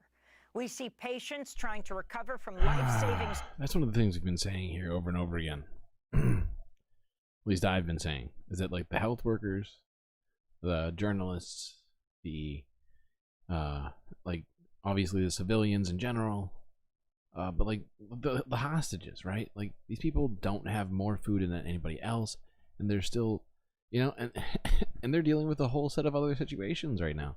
And it seems like everyone seems to forget that. It's very frustrating. Surgeries and losses of limbs, or sick with cancer or diabetes, mothers who've just given birth or newborn babies, all suffering from hunger and the diseases that stalk it, end quote. This comes as the Israeli military launched another major raid on Al-Shifa Hospital in Gaza City Monday, with Israeli forces backed by tanks and artillery surrounding the complex and troops storming into a number of buildings. You know what it looks like? It looks like a hospital. The health ministry said about 30,000 people had been sheltering at the hospital, which is the largest hospital in Gaza, and that everyone who tries to move is targeted by sniper bullets and quadcopters, they said. Among those killed in the raid was Faik Abhou, a senior officer in the Gaza police who was in charge of coordinating aid distribution in the north. Meanwhile, President Biden warned Israeli Prime Minister Benjamin Netanyahu in a telephone call Monday that an invasion of Rafah would be a mistake, and called on Netanyahu to send a team of officials to Washington to discuss an alternative approach to targeting Hamas in Rafah without a major ground invasion. Israel's continued to bomb Rafah almost daily, prompting the Palestinian Foreign Ministry to say Israel's already begun its large-scale attack on the area. The death toll in Gaza is close to 32,000. I don't know if the AP spun it that way. I think they've maybe learned their lesson, like, a tiny bit. But I know the IDF has been spinning it that way this whole time. They're claiming that they killed 20 militants. And I know multiple times they've claimed all sorts of stuff about the hospitals, including Al-Shifa. Although it's hard to keep track of all the stories that they have without them showing us any evidence, it becomes very muddled in my mind. It's like a brainstorm. I'm just confused about what reality is. And I think to myself, what's real? Sorry. Back to being serious. Over a third of them children, while nearly 74,000 people have been injured. For more, we're joined by Dr. Mustafa Barghouti, Palestinian physician, activist, politician. He serves as General Secretary of the Palestinian National Initiative. He's joining us from Ramallah in the occupied West Bank. Dr. Barghouti, welcome back to Democracy Now! Let's talk about this issue of famine. Doctors describing the wasting that you see, for example, at the temples of people who are dying of starvation, particularly children. Can you talk about what this means, and when these officials in the UN and other bodies talk about this man-made disaster? Well, the reality is that the whole of Gaza population, 2.3 million people, are suffering from malnutrition already. That includes children, men, women, pregnant women, breastfeeding women, everybody. And that is because of the Israeli-imposed siege on Gaza. which is combined with continuous bombardment that is taking away the lives of people. But it is also combined with the fact that Israel has destroyed more than 70% of people's homes. They don't have normal place to be in. They don't have normal clothes. They don't have clean water to drink, and they don't have food supplies. And this is all happening in front of the world. We're talking about famine. We're talking about hunger. And we are talking about actually 700,000 people starving now in the north of Gaza. That includes also Gaza City, of whom 350,000 are children. And that's why I think almost 30 children have died because of starvation already. These numbers are just getting out of control. This is all happening because of the Israeli siege, because nobody in the world, not the United States, not Europe, not the international community as a whole, is capable of forcing Israel to stop this terrible crime of collective punishment against a whole population. And Israel will not change its policy and its approach without sanctions. The world should impose sanctions on Israel to force it to open the roads of supplies of humanitarian aid to the people of Gaza and to accept a ceasefire. Because even if supplies are there and the bombardment continues, people will survive to die. That is the reality of the situation today. That is just of the so total population painful. of Gaza have That is so painful, but he's completely right, and it's fucked. Even with a ceasefire, some people will be condemned to die because of starvation without supplies coming through the border. Killed or injured. We're talking about almost 120,000 people. If that had happened in the United States of America, you would be talking about almost 12 million people killed or injured in 5 months of this terrible war. So that is the reality of the situation. But add to that, malnutrition causes low immunity, lack of water causes diseases. There is an outbreak of certain diseases like infectious hepatitis, which has already affected 10,000 people. We have 32 medical teams from our organization, Palestinian Medical Relief Society, working in Gaza, and they report horrible reports. About 1 million people at this very moment in Gaza are sick with respiratory diseases, with gastrointestinal infections, with diarrhea, with hepatitis.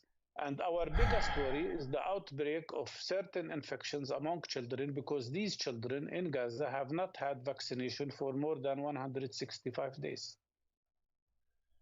Yeah, we're on the brink of a full-on, I mean, it's a genocide, but then it is a further human catastrophe in the waiting right now if we don't get supplies into Gaza. Okay. We're not going to watch the whole thing. If you do want to watch it, it's on Democracy Now! But it is like a whole 20 minutes long. And we have listened to a lot of Mustafa Barghouti. Not that I don't like the man, everything he has to say about this is usually either enlightening or based, or both, but gotta push on to the more current news, as this one's even more recent than that interview. This one's from 10 hours ago. Associated Press: Israel strikes hit Gaza City, leaving several injured and others under the rubble once again.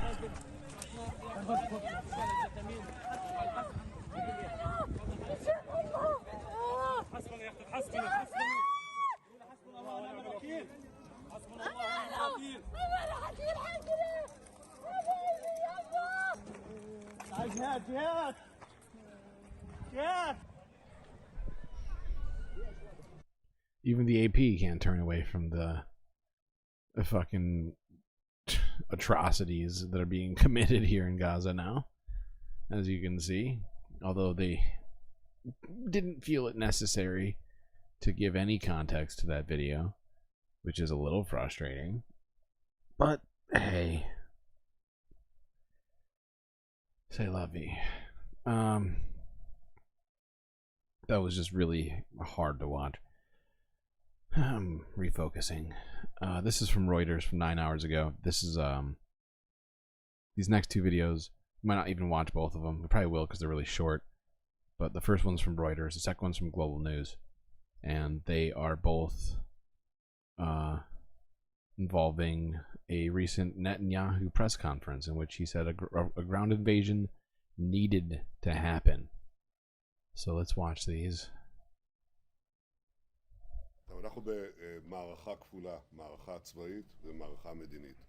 A ground invasion of Rafah must occur to eliminate Hamas. We have an argument with the... Hold on. Hold on, this shit is super loud. I'm going to turn this down and just read for you so we don't have to hear his voice. Let me pull it back slightly. Okay. We have an argument with the Americans regarding the need to enter Rafah. Not regarding the need to eliminate Hamas, but rather the need to enter Rafah. We do not see a way to eliminate Hamas militarily without destroying those remaining battalions. We are determined to do so. The battalions he's talking about are people in tents, I'm pretty sure. We, of course, share this desire to allow an orderly exit of the population from Rafah to the fucking where? Oh, was right, his humanitarian islands, I think. And the provision of humanitarian aid to the civilian population. In what way? This guy is so gross. We have been doing this since the beginning of the war, but I made it supremely clear to the U.S. President, Joe Biden, in our conversation that we are determined to complete the elimination. It's fucking disgusting. It's a refugee camp he's talking about.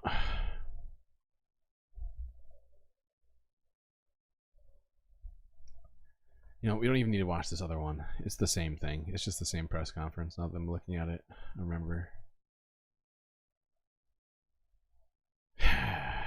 Christ.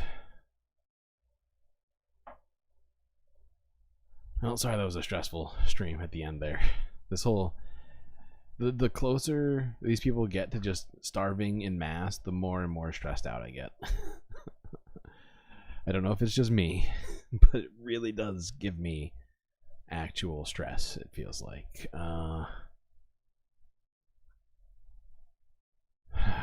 Well,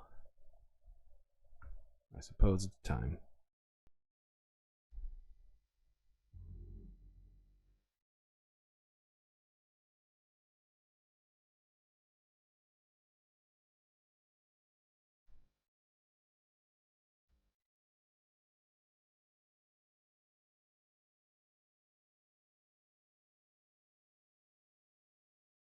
Well, everybody, I hope you enjoyed the stream.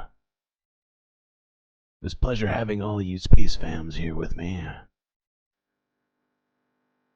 I'm not entirely sure what it is that we accomplished today, but I'm sure if I bang my head against the wall, I'll figure it out somehow.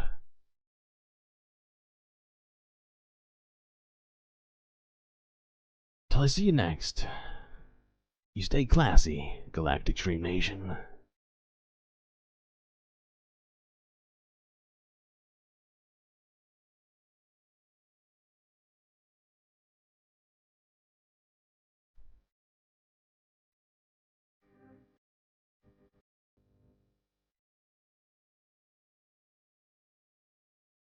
I don't want reality.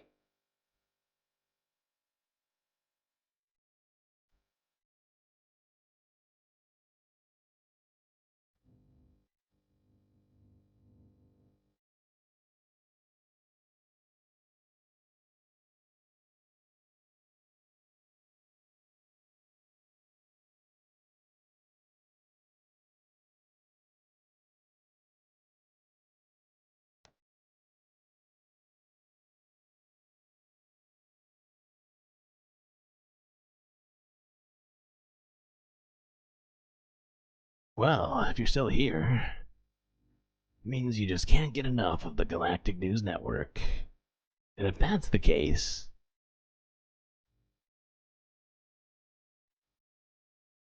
then I think you should make the same decision that these folks have and become Galactic patrons.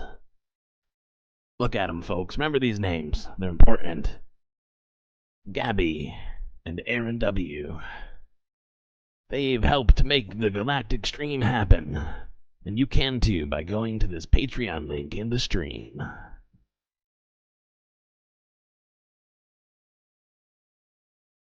Stream literally would not exist without them.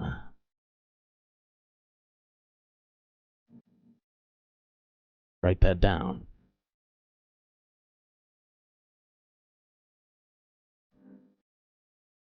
This is from 12 Rules for Life.